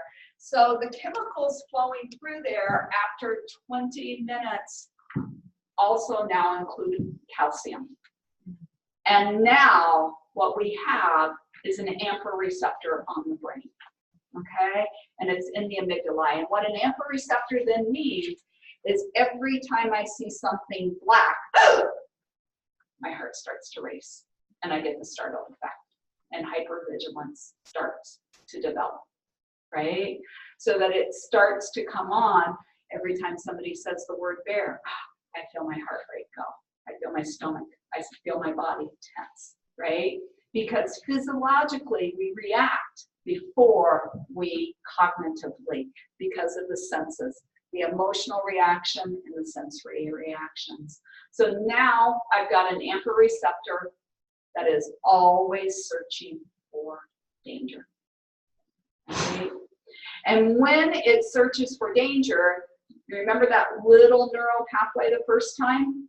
Well, now each time it gets taken, it gets larger and larger and larger until it becomes that 6-lane highway. And when it becomes that 6-lane highway, what happens is fight, flight, and freeze were given to us as survival mechanisms. There are times in my life I need to know how to fight. There are times I need to know how to run, and there are times I need to know how to freeze in order to survive, right? But when I have an AMPA receptor and I keep taking the same pathway over and over and over, it becomes habituated. And so this is what I see in people that get habituated fight mechanisms. See if you can recognize people in your life. They're always angry. They're judgmental towards others and themselves. Often the judgment can often be in your own mind towards yourself. They're mistrustful of others. They're extremely controlling. They're self-destructive, and they're aggressive. These are the people, when you talk to them, it's like everybody's an a-hole. Okay? You know the kind of people I'm talking about? Can everybody recognize somebody who's stuck in fight now?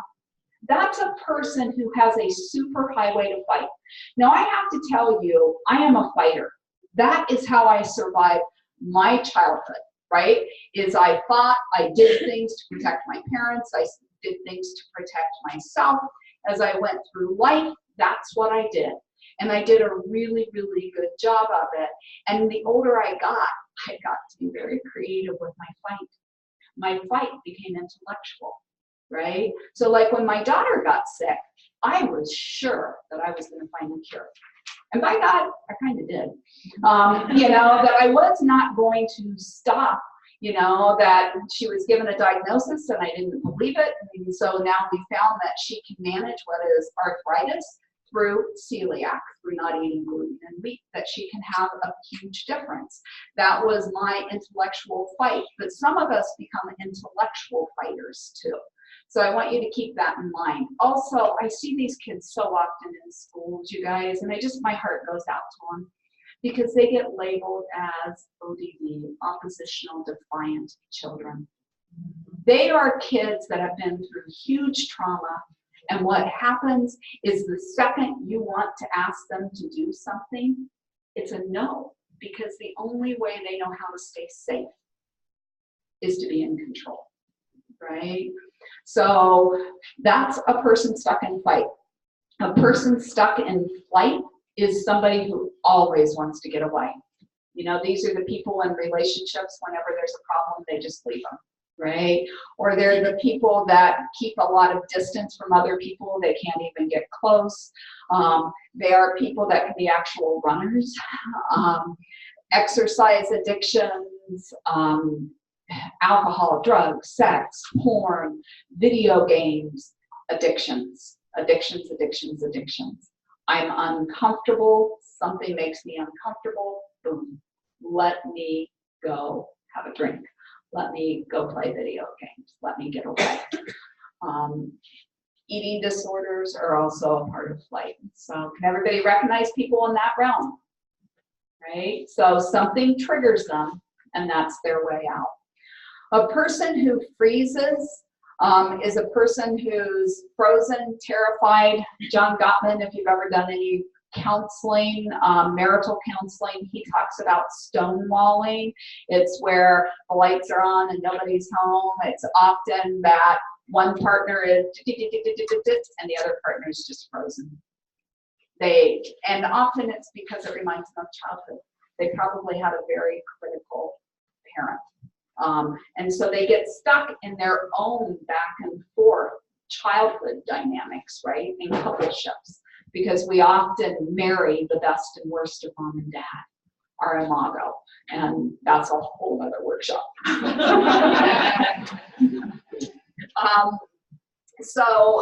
People that get stuck in freeze also are often perfectionists, so they can't even move or start something because they're afraid that it won't be good enough. They're in classrooms, what we see is they're labeled as the daydreamers. You know, they're the people that are just kind of not there, spacey all the time. They have a lot of anxiety and panic attacks, are people stuck in freeze. So those are 3 God-given parts that we are all meant to have. But what we know happens is that we can't stay there. So we kind of developed these other mechanisms of how to cope. And one of them is called submit. I like to call it submit to shame, because often the person that gets stuck with submit to shame is depressed. They feel ashamed. They're filled with self-hatred. They're passive, caretakers, and self-sacrificing. So that was also my role, right? As I grew up, I was the caretaker. I fought to get my mom out of the house, to do what I needed to do to help her survive, but I was also a caretaker. So I started looping in my own brain. I have to take care of other people. So whenever something happens traumatic, do you think my attention goes to me? To taking care of me? I'm the last person I'd think about, right? That it goes to taking care of everybody else in the group. I'm a great person to have in a crisis because I will take care of you, believe me. But I forget to take care of me. Luckily now I remember me, not always in the moment, but afterwards. I know that I need to take care of me afterwards. So that submit route gets developed. And then the last one is an attached cry for help. And the attached cry person is always looking for connection. They're fearful of abandonment. They're fearful of rejection. They're innocent. They want somebody to depend on, and they're very victim oriented. And they really like somebody else to make the decision, so they've always got somebody to blame. Okay? So that there is that pattern that gets developed. So if we think about classic things like domestic violence, okay? Domestic violence, you're going to have somebody who does fight, right? And after they've done the fight, they come up through the attached cry, right? I wouldn't have hit you if you wouldn't have done this, right? I wouldn't have, and it was your fault. Right? So they often do that. But the domestic violence victim often has frozen when it started, and afterwards they come up through the caretaker role. I guess it was my fault. Let me take care of you. Let me try and control your drinking. Let me try and do this. Let me try and do that. And so we develop these loops in our brain that we can't get out of. And we develop this patterning that we do in our relationships. Anybody recognize? Yeah. Question. So are any, like, a person that's in submit mode a lot, are they more prone to, say, suicide? Or is any one of them more prone to suicide than the other? Prone to suicide than others.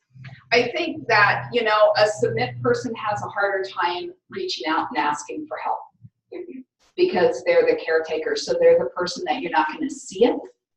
And then there's going to be suicide, right? Okay. Well, And a freeze. Well, looking at Right. depressed and self-hatred, all those kinds of things too. Yeah.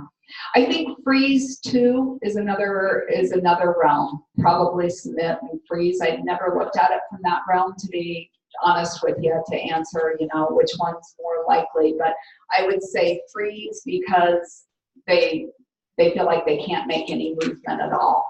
Often a person in submit will go out and find somebody to take care of. You know, so you'll go out and you'll find another alcoholic to try and stop, or you'll find, you know, you'll just get involved in bad relationships. And then you have a purpose for being fixer-uppers. Fixer-uppers. Yep. You know, and that purpose for being. So people in freeze mode, who are in freeze mode a lot, they tend to develop hopelessness. Right. You say? Yeah. They would definitely develop a lot of hopelessness, because there's nothing they can do. Yeah. Yeah. Mm-hmm. So I explained that. So there is a technique called havening, and you can YouTube this. They do a great job of explaining what is havening. She does a great job of explaining trauma too.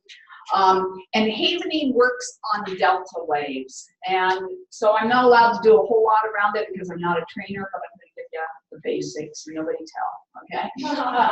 So with havening, havening is the whole premises of havening, and the research that havening has done is that that amygdala, right, that AMPA receptor on the brain, it is their belief that you can make that AMPA receptor go away. And the way in which you make that AMPA receptor go away is that you are able to trigger it so that it feels active, and then what you do is you apply delta waves. So delta waves are things that I think a lot of us do naturally when we're upset. Anybody wring their hands when they're upset? Okay, so you can do this with your own hands, right? Or Bonnie, can I use you? Sure, a second. Just stand up so people can see. Sure. All right. This is something, you guys, that I teach couples to do with each other, and it makes a huge difference. And so Bonnie would put her hands up like that.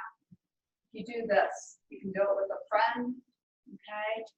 So notice, you know, what happens as I do that with you, Bonnie.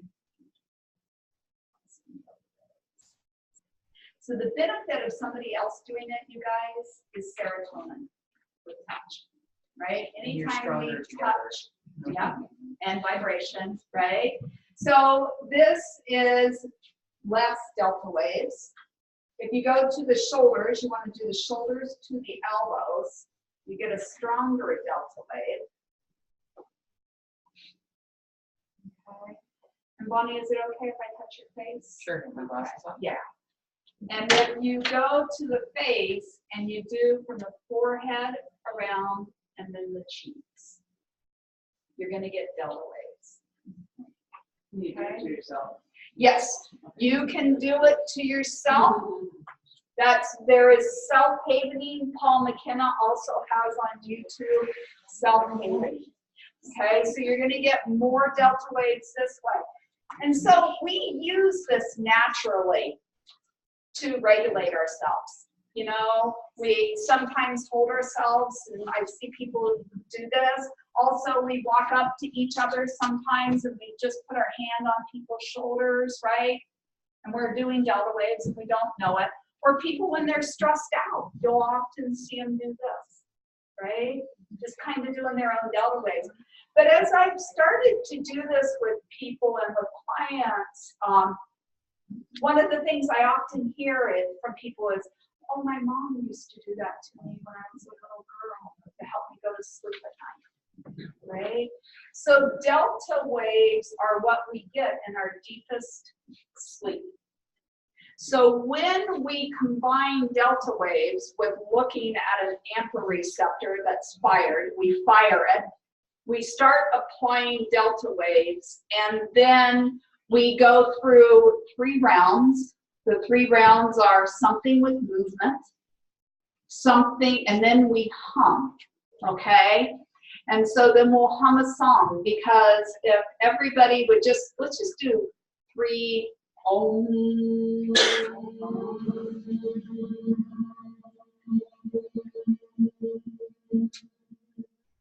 Notice the vibration you feel on your face. This time put your hands in front of your face and feel the vibration come back to you.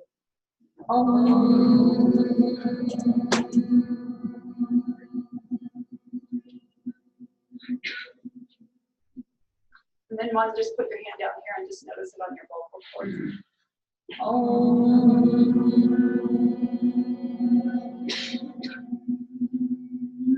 Can everybody feel the vibration? Okay, when we do vocal toning, that's another vagal nerve set, right? So what happens is as you're applying these delta waves, first thing you're doing, right, is with movement. So you're kind of doing the pulling the brain up into the prefrontal cortex instead of letting it drop. Then when you do the humming portion of it, the vibration makes that AMPA receptor start to oscillate, move back and forth. There are certain chemicals that are flowing through it that are disintegrating calcium buildup, they say. And then when you do a high prefrontal cortex activity at the end counting backwards from 100 by threes, something like that. What happens after about 20 minutes is people will go from a SUDS level, situation of distress. I would say if you came into work with me, how disturbing was that event? They might say an 8 or a 9. And after about 20 minutes, most people will have it down to a 2 or a 0. And it seems to hold. It works. Like you wouldn't believe. Okay. So Jackie's a friend of mine, and you know, she's from Girdwood, and we work together and whatnot. Well, and it does. It makes a huge difference. Carrie? Yeah, I have one that has mentioned she also has pulmonary fibrosis, which means she has difficulty breathing. So she has a lot of anxiety stuff now. Right. Will these techniques work for someone who also, you know, has the brain disorder? They have to know what you're doing for it to work? I don't think so. You know, that's my thought, because I know that sometimes when I work with people, their prefrontal cortex isn't attached. And I know that they're in their survival brain. And if I keep doing the technique, it seems like it pulls them up into their prefrontal cortex. And I do think, you guys, the humming is really a huge portion of it. I mean, humming is an activity that I use whenever I feel distressed. I also use it for joy, just in case you're ever with me and I'm humming. I use it just because I like to hum. But it got me through some really challenging periods of my life, was just being able to hum to bring that vocal toning back on. So what they say with the havening is that as we go through and you do the havening and you take it down to a 0, then that encoding in the emotional realm, the somatic realm of the heart, and the autonomic nervous system and the brain go away. And again, you heard Jackie say that it's worked for her, and I know a number of other people that I do it with, as I use it as a start in therapy, because when people often come in, they're very dysregulated. So we start there so that they can begin to get self-regulation, and then later on we'll go into using the EMDR and sensory motor psychotherapy. So again, a thumb hold, if you grab your thumb and you squeeze your thumb, stick your tongue to the roof of your mouth. You can even kind of pulse your hand on your thumb. That's what you do as a baby, kind of like you're sucking. If you sucked your thumb as a baby, you've got pathways in your brain that are going to say, oh, this is calming, right? So that's one thing that you can do to calm yourself. Another thing is yawning. If we yawn, and you can fake yawn, you guys, the body doesn't know that you're fake yawning, is that when you yawn, it also activates the vagal nerve and it does a relaxation. When I worked in schools and teaching in classrooms, when those little kids, I'd go in and I'd be doing groups and they'd be popcorning all over the room, I'd just be like, I'd do a couple yawns, and then all the kids start yawning, and pretty soon my group is just toned down. It's an amazing technique. So remember from the beginning, so we've got the landscape of the brain. We've got an event, right? And inescapability. I had to go through Emily. But the other thing that happens in trauma is we then develop a belief about ourselves. And almost always it's negative. Okay, so if we go back to like my childhood and the fact that I witnessed all this domestic violence with my parents, I didn't develop necessarily a negative belief because I was the rescuer. But what I found out later in my life was I thought I hadn't. And my negative belief, you guys, was it's all my fault. And that's why I remained a fixer. Right? Is anything that happened, I thought it it's my fault. I had to fix it. And so it's amazing to me these days that, I mean, it used to be if I could go to a concert and two people started getting in a fight and I was like in there fixing, you know, and by golly, I watch that stuff go down now from a distance. It's like it's not all my job to fix everything. So, so I think that it's really important to also take a look at what are the negative beliefs that you develop about yourself out of that, and keeping in mind that they are simply thoughts. I have this thought that it's all my fault. That's different than it's all my fault, right? I simply have the thought that it's all my fault. And then I can start to use things like ANT therapy, automatic negative thought therapy, to counter those things. So, Lisa, I like how Brene Brown talks about, I'm making up, you know, like if I'm making up that you're angry at me because of, so it's like, you know, to just acknowledge that you're making it up. Right. Yeah. Yeah. I love. And then you can clarify. Am I making that up? Instead of you're angry. Yeah. I'm making I've been up. making up that. Yeah. You know, The story I'm telling myself Yeah. is that Yes. you're angry at you're angry at me. Isn't that different than why are you always angry at me? Yeah. If I take ownership that it's a story I'm making up, right? And often, again, in relationships, it often goes back to our imago, right? Because when we go out and we search for a partner, we search for love. And our image of love is the best and worst of mom and dad.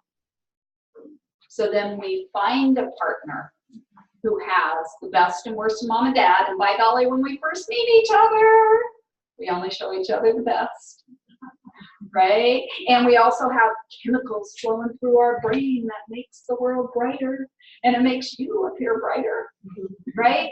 But those chemicals can only burn for 18 months. They only fire, and then, whoa, I think I just married my father. You know? And I still will never forget when I was in my late 20s, I was dating a guy, and I had been through enough, you know, therapy, and I was a therapist, and I had realized that I had dated guys like my father, and I was trying to make that switch to no longer date men like my father. And I'm in this relationship for about 6 months, and something happened, and I looked at him, and I was like, oh, shoot. I'm no longer dating my father, I'm dating my mother. Oh, no. It is time for you to go. I'm granted I love my mother now, but that was an eye-opener to me. So keeping in mind, the meaning that we take from it is usually based in 4 areas. Responsibility, i.e. I'm defective, something's wrong with me. Safety and vulnerability, I cannot trust. Control and choices, or in the I did something wrong responsibility realm. Okay, so how to upregulate. So what happens if you're walking along through life and something comes in through that thalamus to the amygdala and your brain says you're not safe, right? Your thinking brain goes offline, and before you know it, you're down in your survival brain. What do? So the first thing to do is to just notice. Now that you're aware that you've got 3 parts of your brain, question yourself as you walk through the day. What part of my brain am I in right now? What part of my brain am I in right now? What part of my brain am I in right now? And you don't want to only do it when you're in your survival brain, because that's negative wiring, right? That's that negative bias. So catching when you're in your positive is just as important as when you're in your survival brain. And so when I get triggered, it's like, wow, something's happened. Something's happened. Something just triggered me. Huh. Isn't that interesting? And I try to develop curiosity about it as I start my breathing, right? You breathe out, in through the nose, out.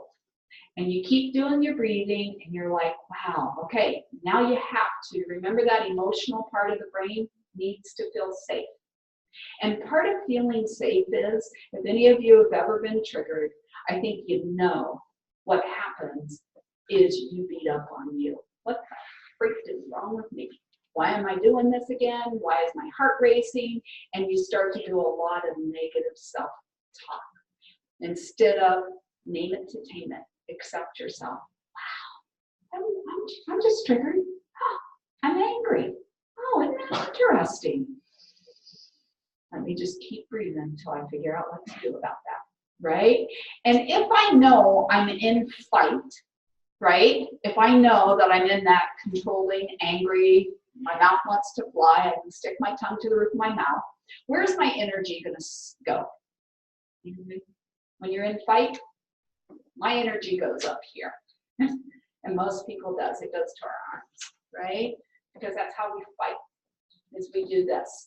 And so if I know that, then I want to do push-ups with my arms, because I don't want that energy getting trapped in my body, right? And if I can upregulate, if I can use that energy of a fight to attach my emotional brain and my thinking brain.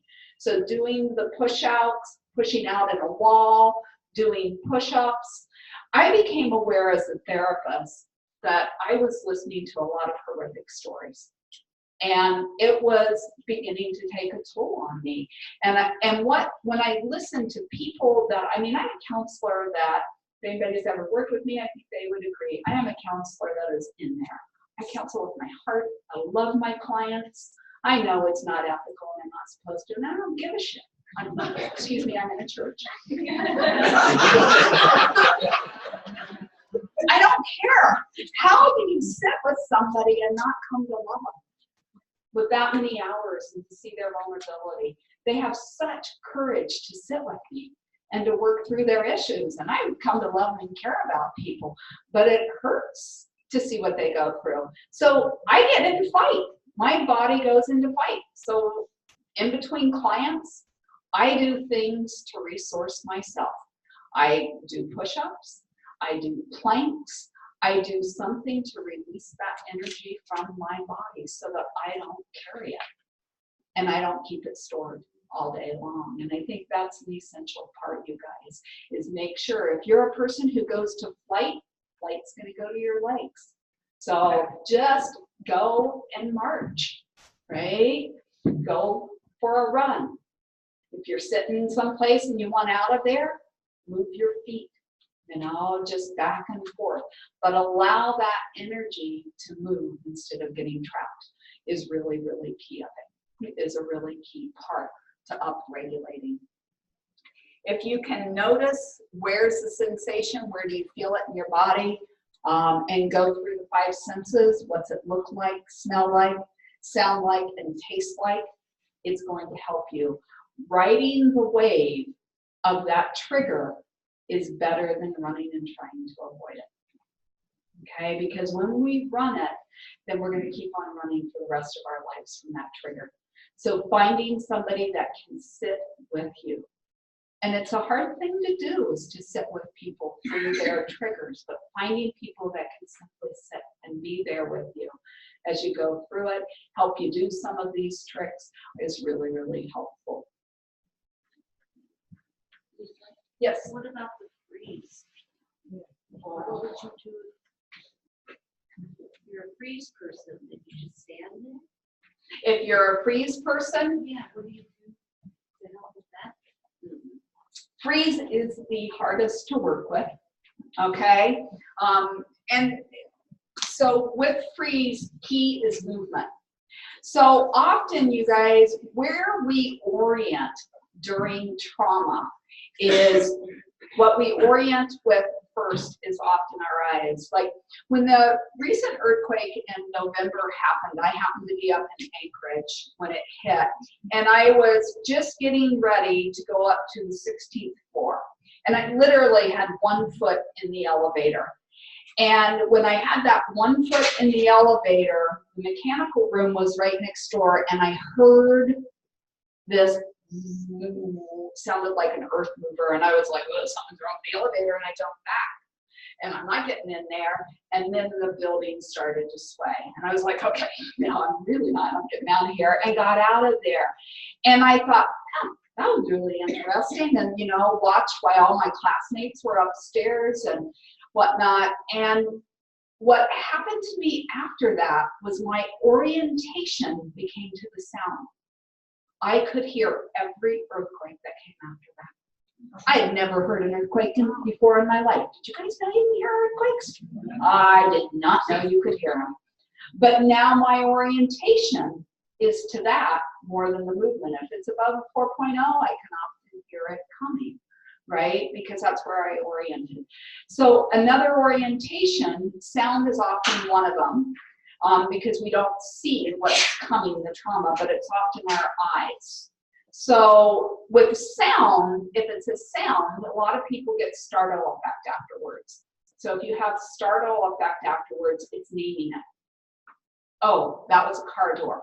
Oh, that was a toilet flushing. Oh, that will decrease your startle effect. Okay, that, but often too, it's with your eyes. If you can just start to move your eyes, right? Because moving is something you can't do when you're frozen. When I work with people, sometimes I'll actually help move them. Like, okay, we're just going to move. You're going to push against. You're going to give me resistance. And I'll start to actually move their arms to let their body know that they can. If it's smell is absolutely the hardest there is to work with, because it's like, how do I override that smell, right? So then I'm in therapy, I'm probably going to try and pair it with another more pleasant smell. But I mean, like working with people that have had medical issues, it's, it's really tough. Working with firefighters or police officers, smell is a challenge. It can trigger you. But again, if we work through that in the brain with the ample receptors, it might. Good question, though. Any other ones? I used to use cognitive therapy. A lot of times when it's a smell trigger, we try and do an association with that different memory. So try and So switch that memories. smell triggers a different memory. So yeah, and did it work? Was it helpful? Okay. Automatically, it's a complete thought. Yeah. And they can change how they perceive that smell. And I think if I were going to do smell, because the thing I know, and cognitive, there's many different forms of therapy, you guys, and I think cognitive behavioral therapy can be helpful in terms of noticing that's a thought, but I don't think you can think your way out of trauma, because it's a physiological response. And I've seen a lot of people go to counseling and do counseling and do years of counseling, and it doesn't get them real far. And often, like, if people come in to see me, it's like, I don't want you telling me your trauma story. Not unless I've got you on my pulsars, or not unless I'm doing something active, so that I'm not just, I'm not Re-injuring them. Re-entering or increasing the neural pathway, right? I'm just asking you to go on the neural pathway again and again and again. Maybe having me present is helpful, especially if I put my hand on your back or I hold your hand during it. Maybe that's helpful, but I think we have to be really careful in how we deal with trauma to not re-injure people. So those of you that know me know that I'm not a real big CBT fan, because I tried it for years with clients and it didn't work, and I'd like to go back and apologize to them because I think it was hurtful sometimes. Yeah, you have to use multitude, right? I think you do, and again, I think there's value in recognizing thoughts and recognizing that whole process. So I do see value in it. It's just where it's applied, what kind of therapies. I have my biases. And also, what I'm doing is trauma therapy. Right. Alcohol and drug therapy. Yeah. Different one. Yeah. And these therapies haven't been around forever. I mean, some of the things that I'm teaching you is new within the last 10 years, and we don't all have the opportunity to get additional training. So I'm not criticizing for something like that. I'm just saying it's something that I'm cautious of. You had a question? I found that, for me, because I've been at this a while, as far as, but for me, the best thing, the best training was identifying fear, because it's almost always fear. Always fear. What is the fear? Right. What is the worst that can happen? You know, and I take my mind to these scenarios sometimes if I'm lucid enough to actually get Right. Sometimes you're just freaked out and you don't know. But when I can actually identify the fear and what I'm feeling and kind of look at the absurdity of it in the present situation, it just helps me. It's like, you know, that wasn't meant, but this, you're walking down the street now. Right. Puddles, you know, floods for a long time. I couldn't be around any of them. And Oh, now sure. I'm still a little bit leery, but it's not as bad, but it's been 20 years. Yeah. But that fear, It's a long time. It's so big and it's so real. And once I identify that, then I can kind of get my other stuff. Right. And this is, you know, what we're talking about, what happens in the brain, right? Is that the brain doesn't properly, you guys, store information during trauma because of the chemicals that are flowing through the brain, so that everything's fragmented.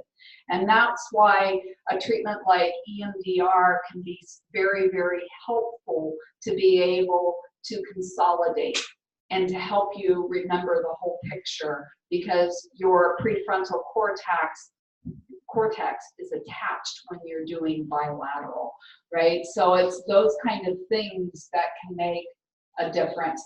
And by the way, walking is bilateral, you guys. So some people can work through their own traumas simply by walking and talking about them, because you're doing bilateral at that point too. I was encouraged to get EMDR by somebody. Yeah. This is the other thing that I really encourage people to do. You know, and you're not going to be able to do this in the moment. This is going to be afterwards, you guys, because any of you that have ever been triggered know that when you're in it, you are in it. You are in the river in high rapids without a boat. And often it feels like without a life jacket. And my job is to be able to get you in a boat and going through the rapids without that intense physiological reaction, right? And part of it is that observing brain that starts to notice. So it needs to be able to notice what are the symptoms, what triggered that symptom, and then what is the event. So there was a woman I worked with that she had fallen into a glacier. Okay, so she came into my office because she'd fallen into this glacier and she just found that she was triggered right and left. And as we started to have her keep this type of diagram, what she started to notice was it was getting worse because it was winter and everywhere she walked was on ice, right? So that would trigger her. She noticed when she'd sit down in a restaurant, ice cubes would trigger her, right? The word, anybody saying ice or visual images of it would trigger her. So being just aware of that automatically can help you start to reduce, right, the thing. But so often what happens is people don't know what triggered them. They don't go back later and think, wow, I was triggered. Huh, what was it? Was it a smell, a sound, a taste? Because any of those things, a thought, because often it's just a thought I have that might trigger me, right? So was it a memory? So we did the vocal toning one. So the other thing that I find is essential is to develop a connection with your body. That Bessel van der Kolk, he's one of the leading trauma specialists, and he has written a book called The Body Keeps the Score. And the body does keep the score on trauma, right? We were just talking about how often when you're triggered, the first thing is the heart, the muscles tense. All these things happen to us physiologically. So we need to be able to have this relationship with our body. So this is called a feeling buddy. I often, when people come in to work with me, they're given a little journal, and we draw one of these, and I will go through and do education on the feeling, and then they're asked to keep a feeling buddy journal. You know, they can write on it also, but they are asked to draw and notice where they feel different things in their body. So I just want to go through with you. I want you to think about a time when you were angry. And I want you to notice, as you think about being angry, where does it go in your body? Okay, some of you are pointing up here. Where else do you feel anger? Right here in your solar plexus. Yeah. Okay, so knowing the location, because a lot of us didn't grow up. You know, if you grew up in a dysfunctional family, the 3 rules of a dysfunctional family are don't talk about what's real, right? Don't talk about what just happened last night. Don't talk about what's going on. Don't talk about the problems. So when we don't talk, we can't trust each other because we don't know and we can't trust ourselves. And as a result, we shut down and we quit feeling. And there's not communication about feelings. And if you, people that you feel really connected with, emotional level is a level of connection. So right here and up here, hands, right? So knowing that and knowing when you feel tension in those areas, my golly, maybe I'm angry. The other day, a couple weeks ago, I've had something happen in my life that really makes me angry, and I'm pretty powerless over it, and I really am powerless over it. And every time I think about it, man, I feel it right here. And I had to do some work around that, and man, my gut was just hurting, and it was just hurting here. And I mean, I was like complaining about it, it's going to hurt so bad, da, da, da, da, da. And I finally sat down and I talked with a friend, and they were like, you know, well, what's bugging you? And I started telling them what was bugging me, and I was like, that's what it is, I got anger.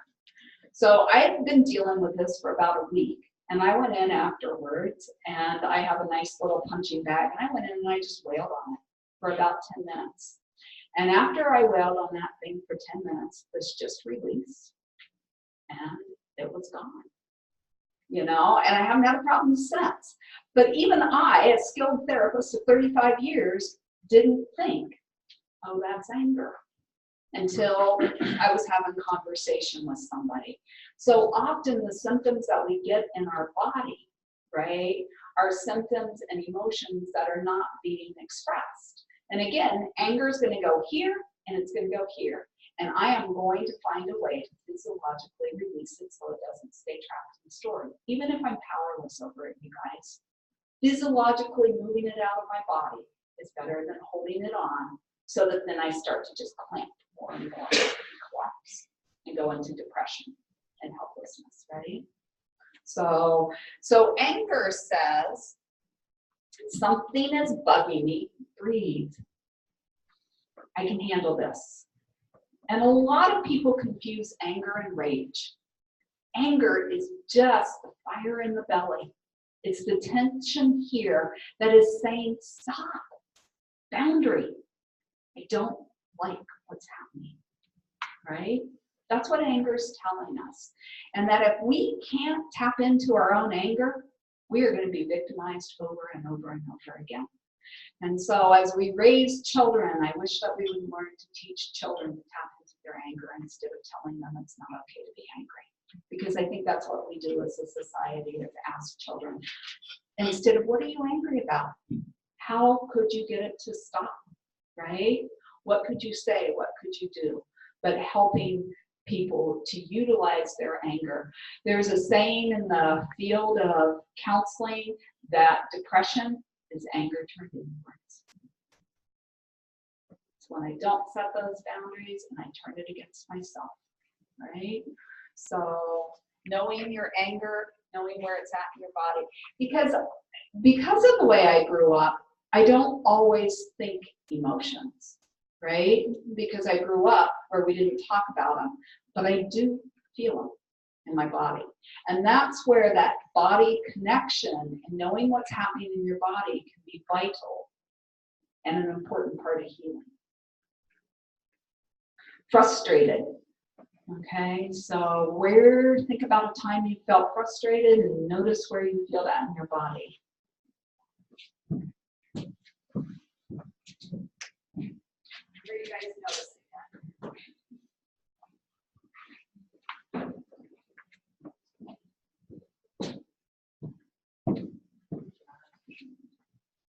Chest, Neck, neck, jaws.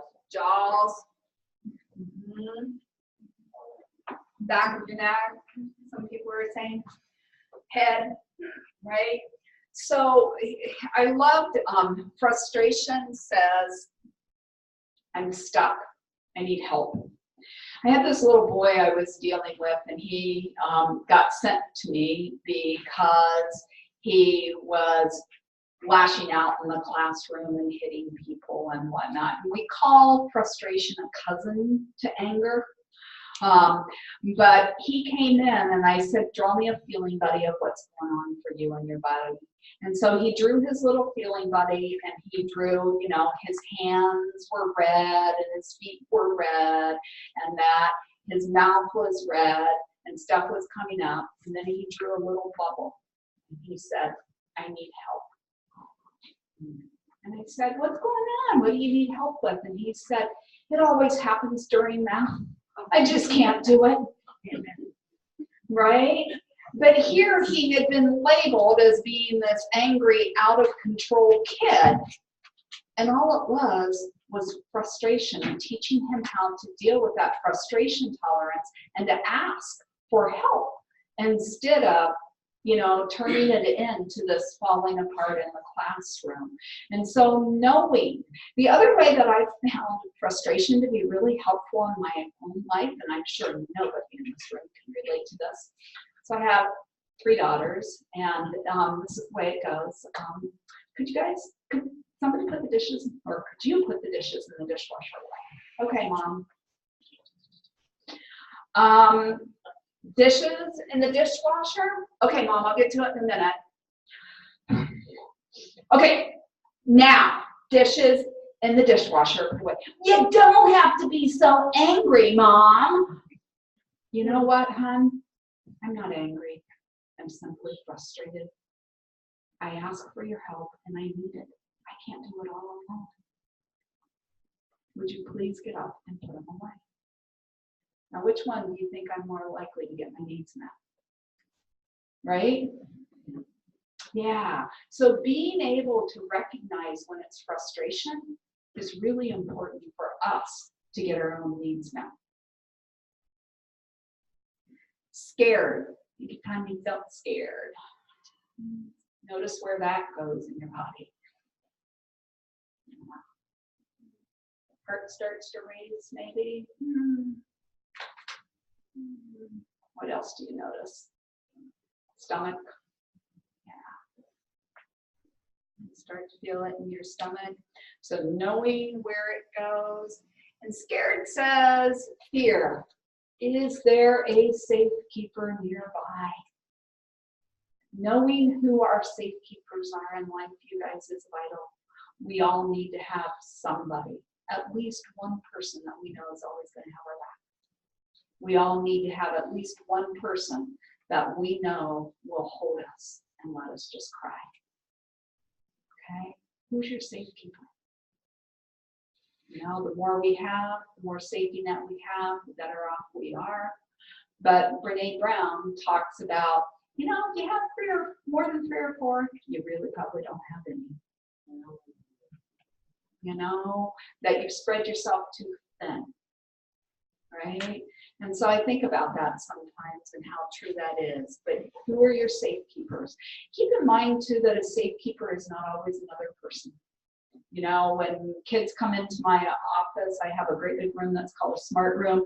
And so I have monkey bars, and that's the first place most of them want to head. But I tell them, I can't let you go up there until we can make it safe. So let's look around and see what your safe keepers can be on the monkey bars. And so they look around and they find the big blue pad, and they put the big blue pad underneath. And now they've got a safe keeper that in case they fall, they're going to be cushioned. Safe keeper can be a bicycle helmet on a bike, right? We use safe keepers. Safe keepers can also be, if you're right-handed, I want you to just notice your right hand. And I want you to grab a hold of your left hand and just hold it.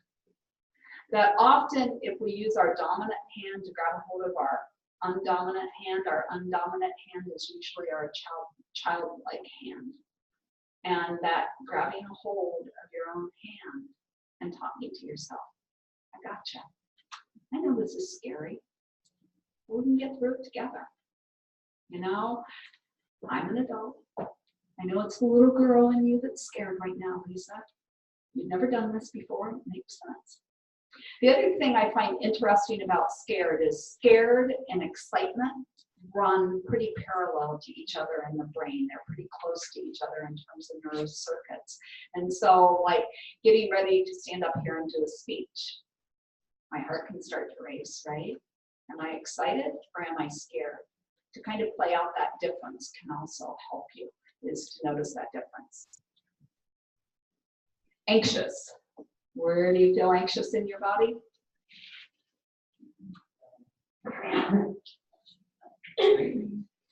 So I see some people pointing to their heads, some pointing to their stomachs, Remember that vagal nerve?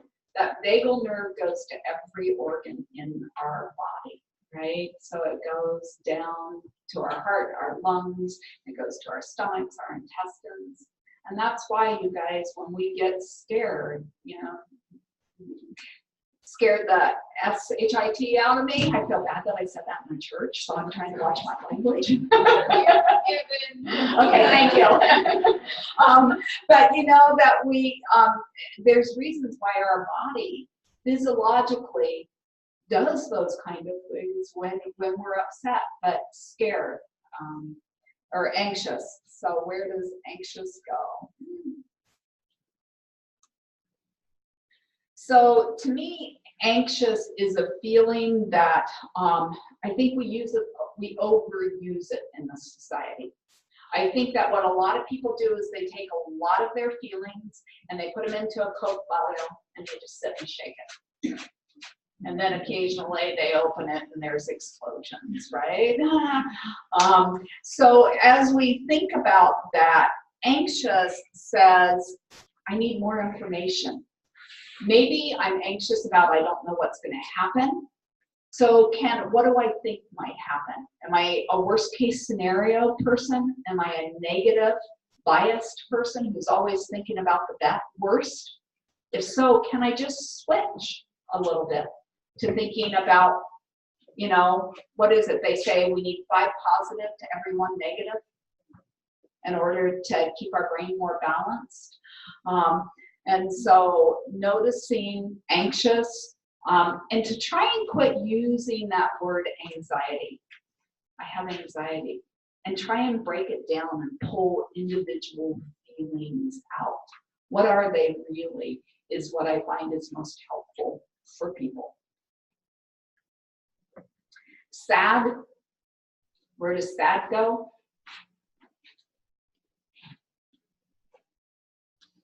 I usually feel it behind my eyes. I usually feel it as a lump in my throat, right? Yeah, I usually also sad, kind of start heaviness, heaviness, collapsing. And sad says, I've lost something or someone I value, right? And I often tell people when they come into me because somebody's died, it's like, you know, I'm so glad you feel sad. And they're like, what? And I'm like, it means you really value them. It means that they were important to you.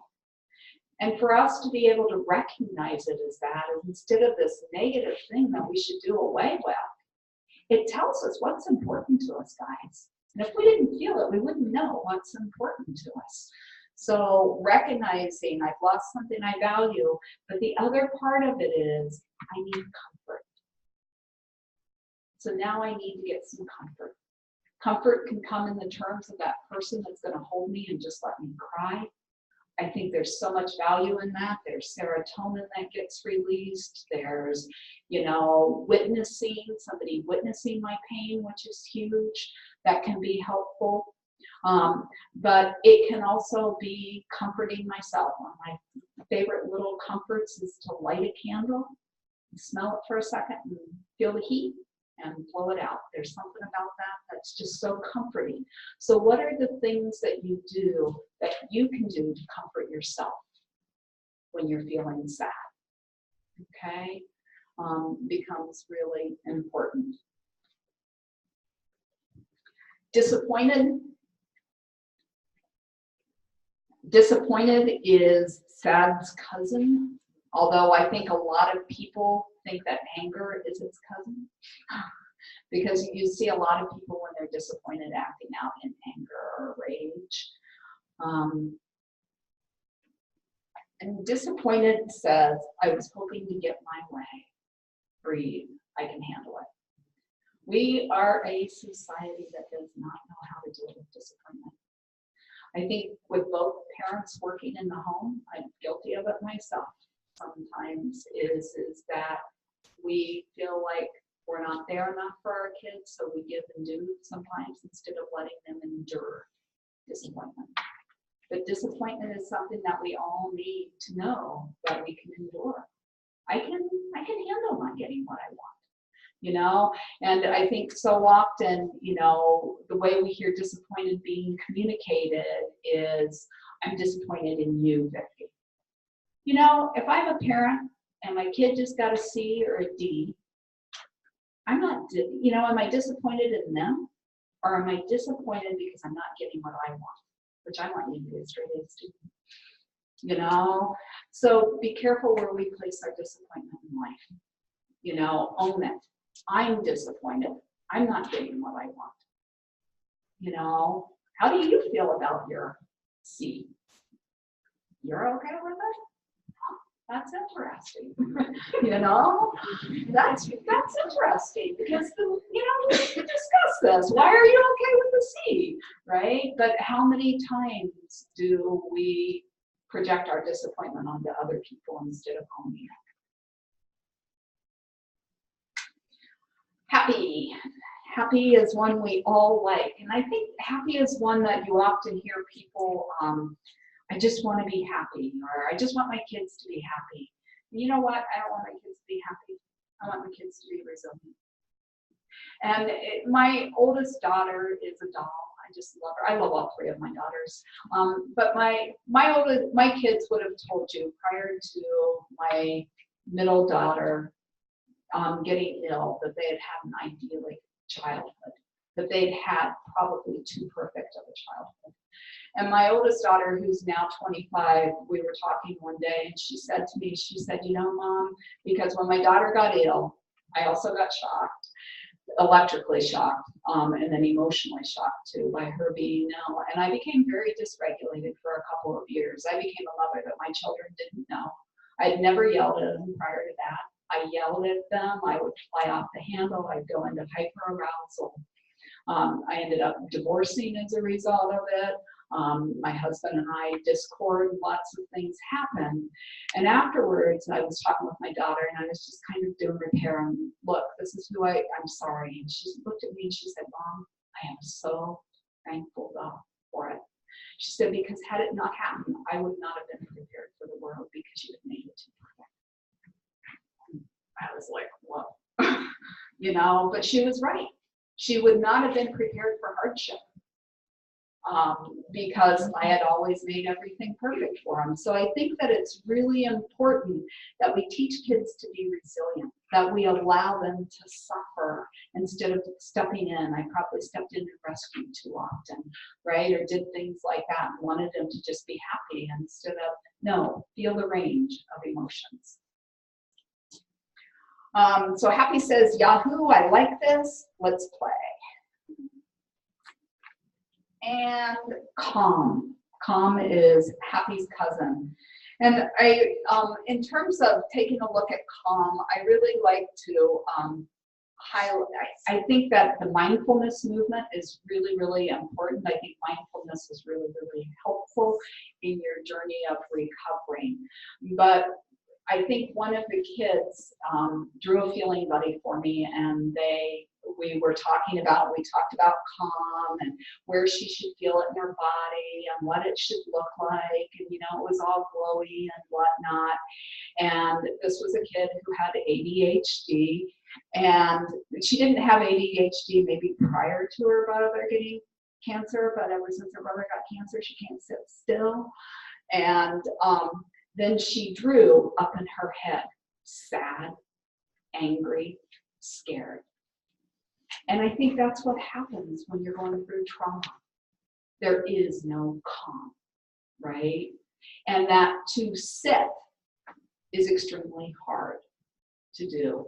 And so if you're going to try meditation, what I really recommend to people when they're starting in trauma is to try meditation just 30 seconds. Get that mindfulness bell. See if you can just follow that noise for 30 seconds. And train your brain. Do your meditations walking. Get an app that has meditation and do it while you're walking. That helps you. Because to sit still would freaking drive you crazy. Okay? And eventually you'll get there. But small little bites are really important in terms of calm. So Calm says, all is well, I feel relaxed, and that's the goal, right? They have been doing some imaging. Some of the imaging that they've been doing, we now know where does blood flow and energy in the body go. So I think it's really interesting to just kind of look at what happens and where different emotions go. If you're a person who can't even get in touch with your own body to know where it goes, this can be helpful to kind of be able to look at and understand where it goes in your body. One of the things that I like to highlight on that too is for a lot of people, because anger is a little bit higher, like the fire in the belly, shame often takes place lower. Okay, so know the difference of shame and when shame kind of comes in your body too. Hugs. Stand up and give somebody a hug if you're comfortable.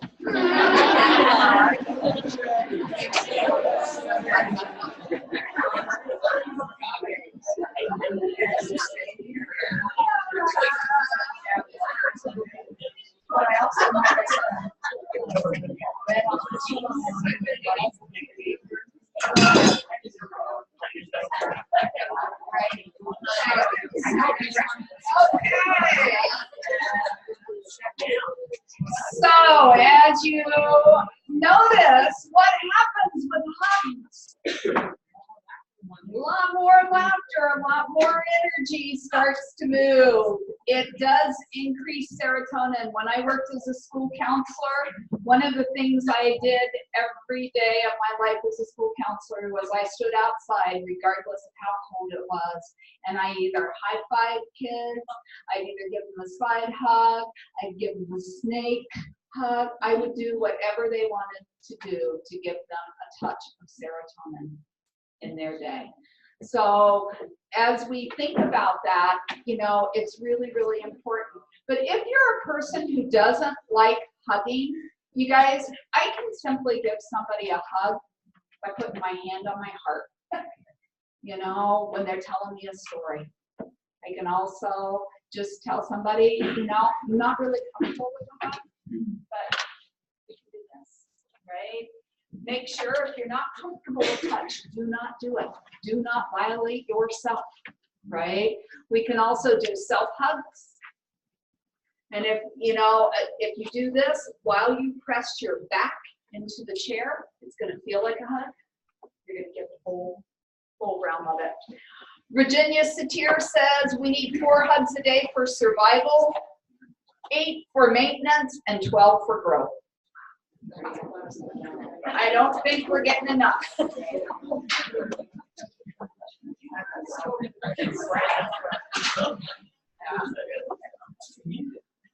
So Brene Brown, you know, this is the other thing that I would really encourage anybody that's going through trauma to do is TED Talks are amazing. And there are so many empowering TED Talks. I had one person who had been through rape, and what she did to empower herself was she found TED Talks on rape. And she would listen and watch anything that was empowering for women. And what a difference it made for her to be able to do that. You know, one of the TED Talks that she got, or that she told me about, was Amy Cuddy, and Amy Cuddy's all about the body. And one of the things that Amy talks about is, and if you want to, you can stand up and join me in this, is to do the Superwoman or Superman pose, okay? So it's usually 1 foot in front of the other, chest is out.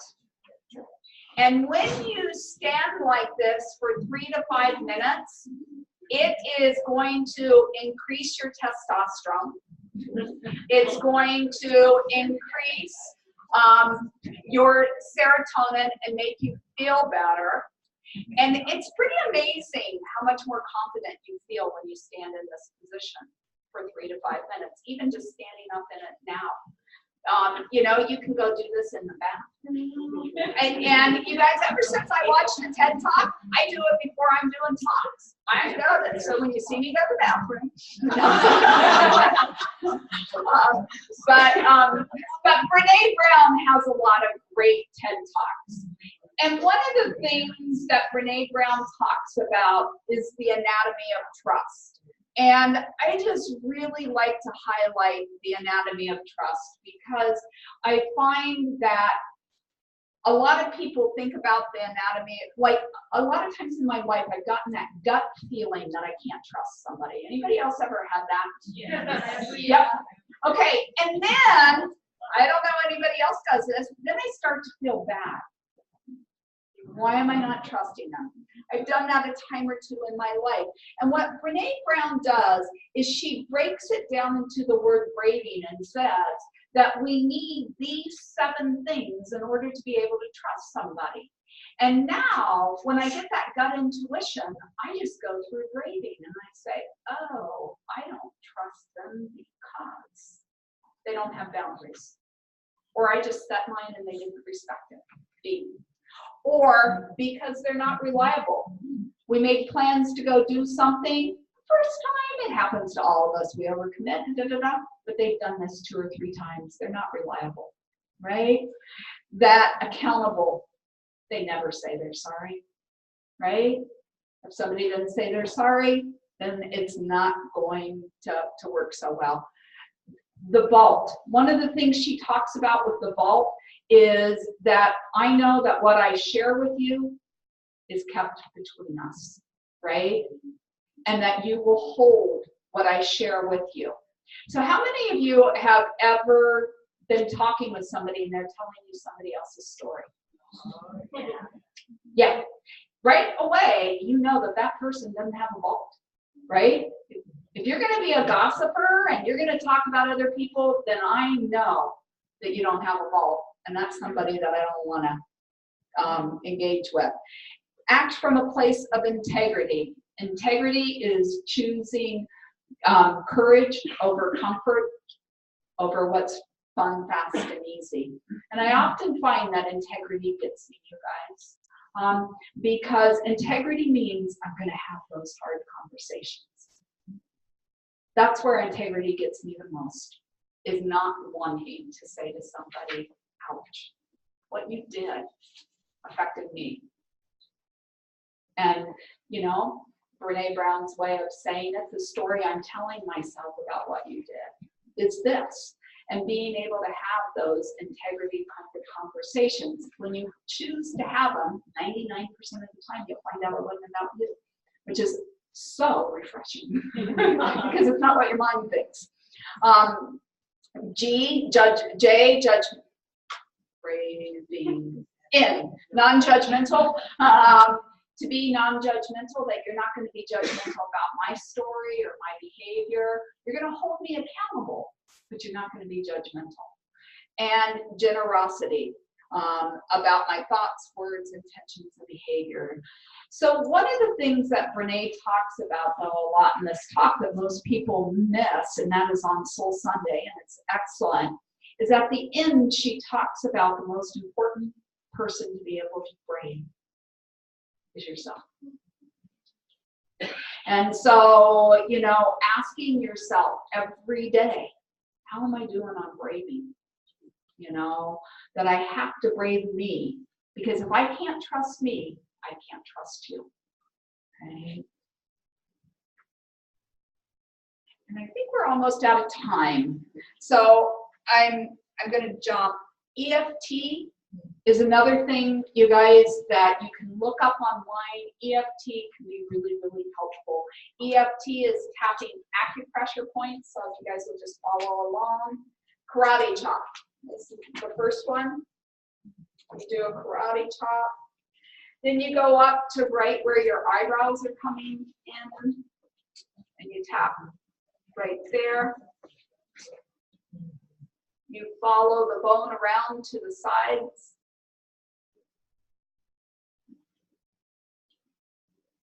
And they say 5 to 7 taps. You go underneath, still hitting on the bone.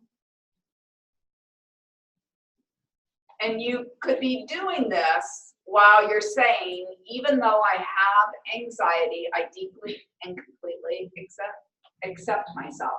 Even though I have trauma, I deeply and completely accept myself. And then the chin. K2 points are your collarbone comes, and the end of your collarbone, if you search right underneath, you'll find 2 sore spots. Vagal nerve goes through those. It's really helpful to tap those. You can tap those by themselves when you're triggered. And then on the sides, about nipple level.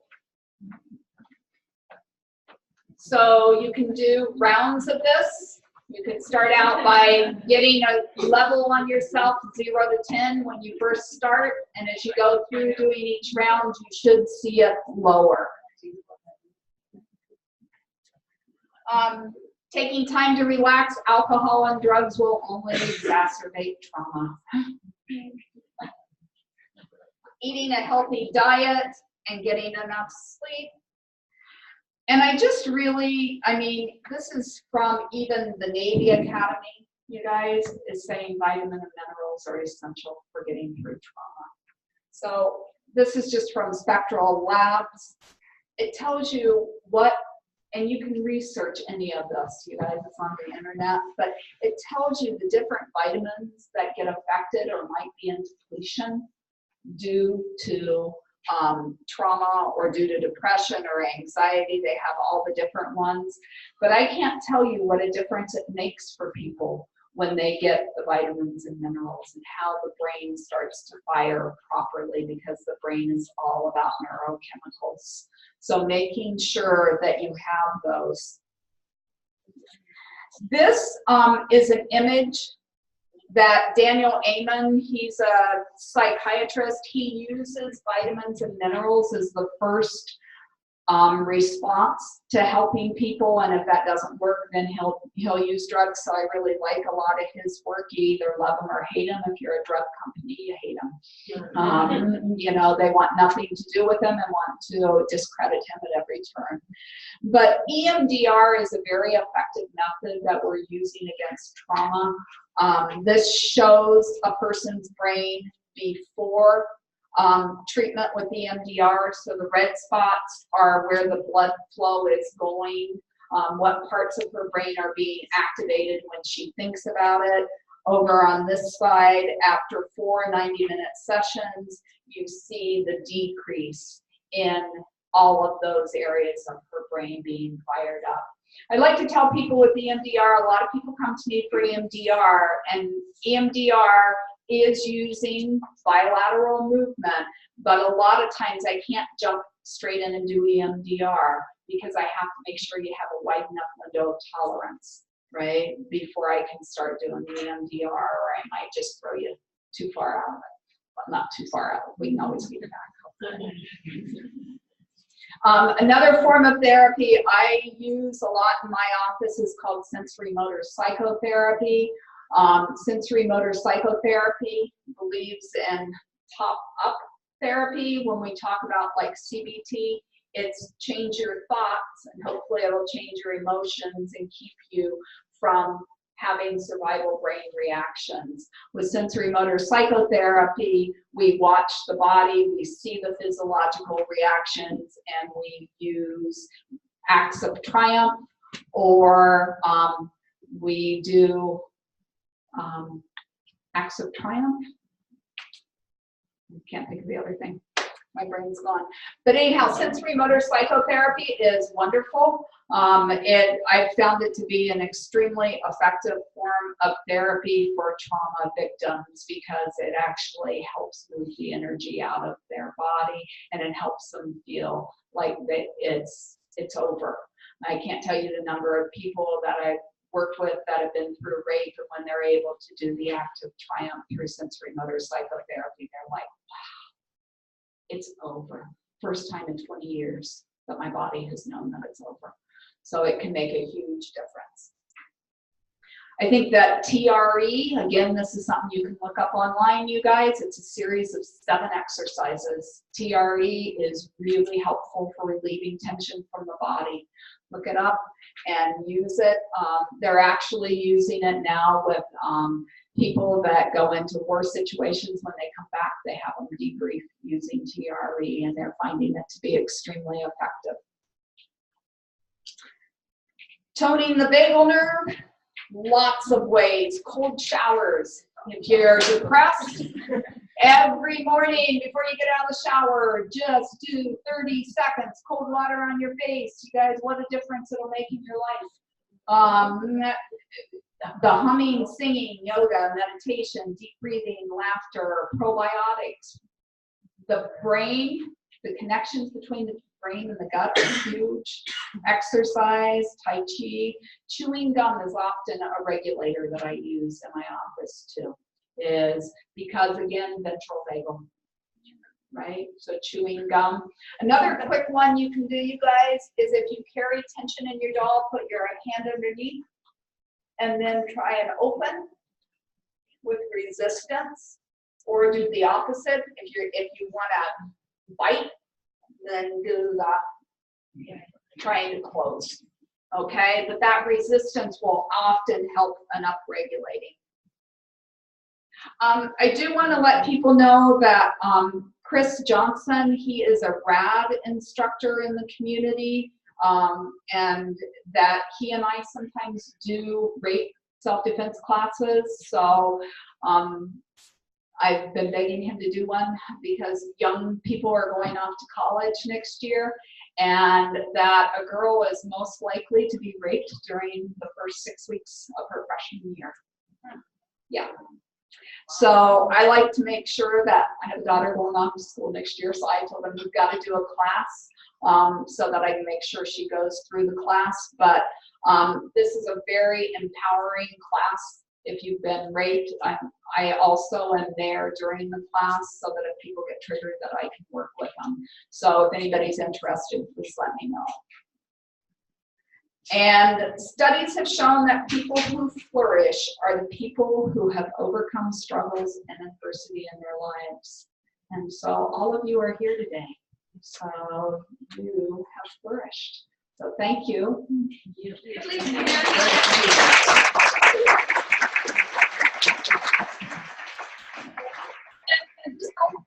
Under your seat. Oh no, it's not really. We don't really have anything on your chair at all. It was so exciting from home. A couple of things I wanted to remind you of. Please like Many Voices on Facebook, and if you sign in, we'll make sure you get added to the newsletter. Pick up a pin on the way out, because now you can be, oh, I gave mine away. I guess that's been months. In Lisa's workshop, there you can sign up back there if you're interested in things that she's doing in the community. We're hoping, I don't know who slides will be able to have access to the slides. Somebody had asked about that. And do you have somebody ask about business cards? I do have some business. Okay, so Lisa has business cards. So we're really grateful that you came. It's obvious that this was something that needed to be done, and there will be things that come out of this because none of the events we've done are like self-contained. So thank you all for coming and for sharing information. You'll be going out tapping, humming, and I don't know. I think when we go to the meetings that some of us go to, we ought to assume some of those poses. I'm sorry, that was a little political, but just a tiny bit. Any questions or anything for the good of the order? Well, thank you so much. And AA meets here tomorrow night. It's only one night. Sundays at 7. So they've got a good group. It's a growing group. So if you know anybody who might like to wander in and visit an AA meeting that seems to be doing a great job, please invite them here.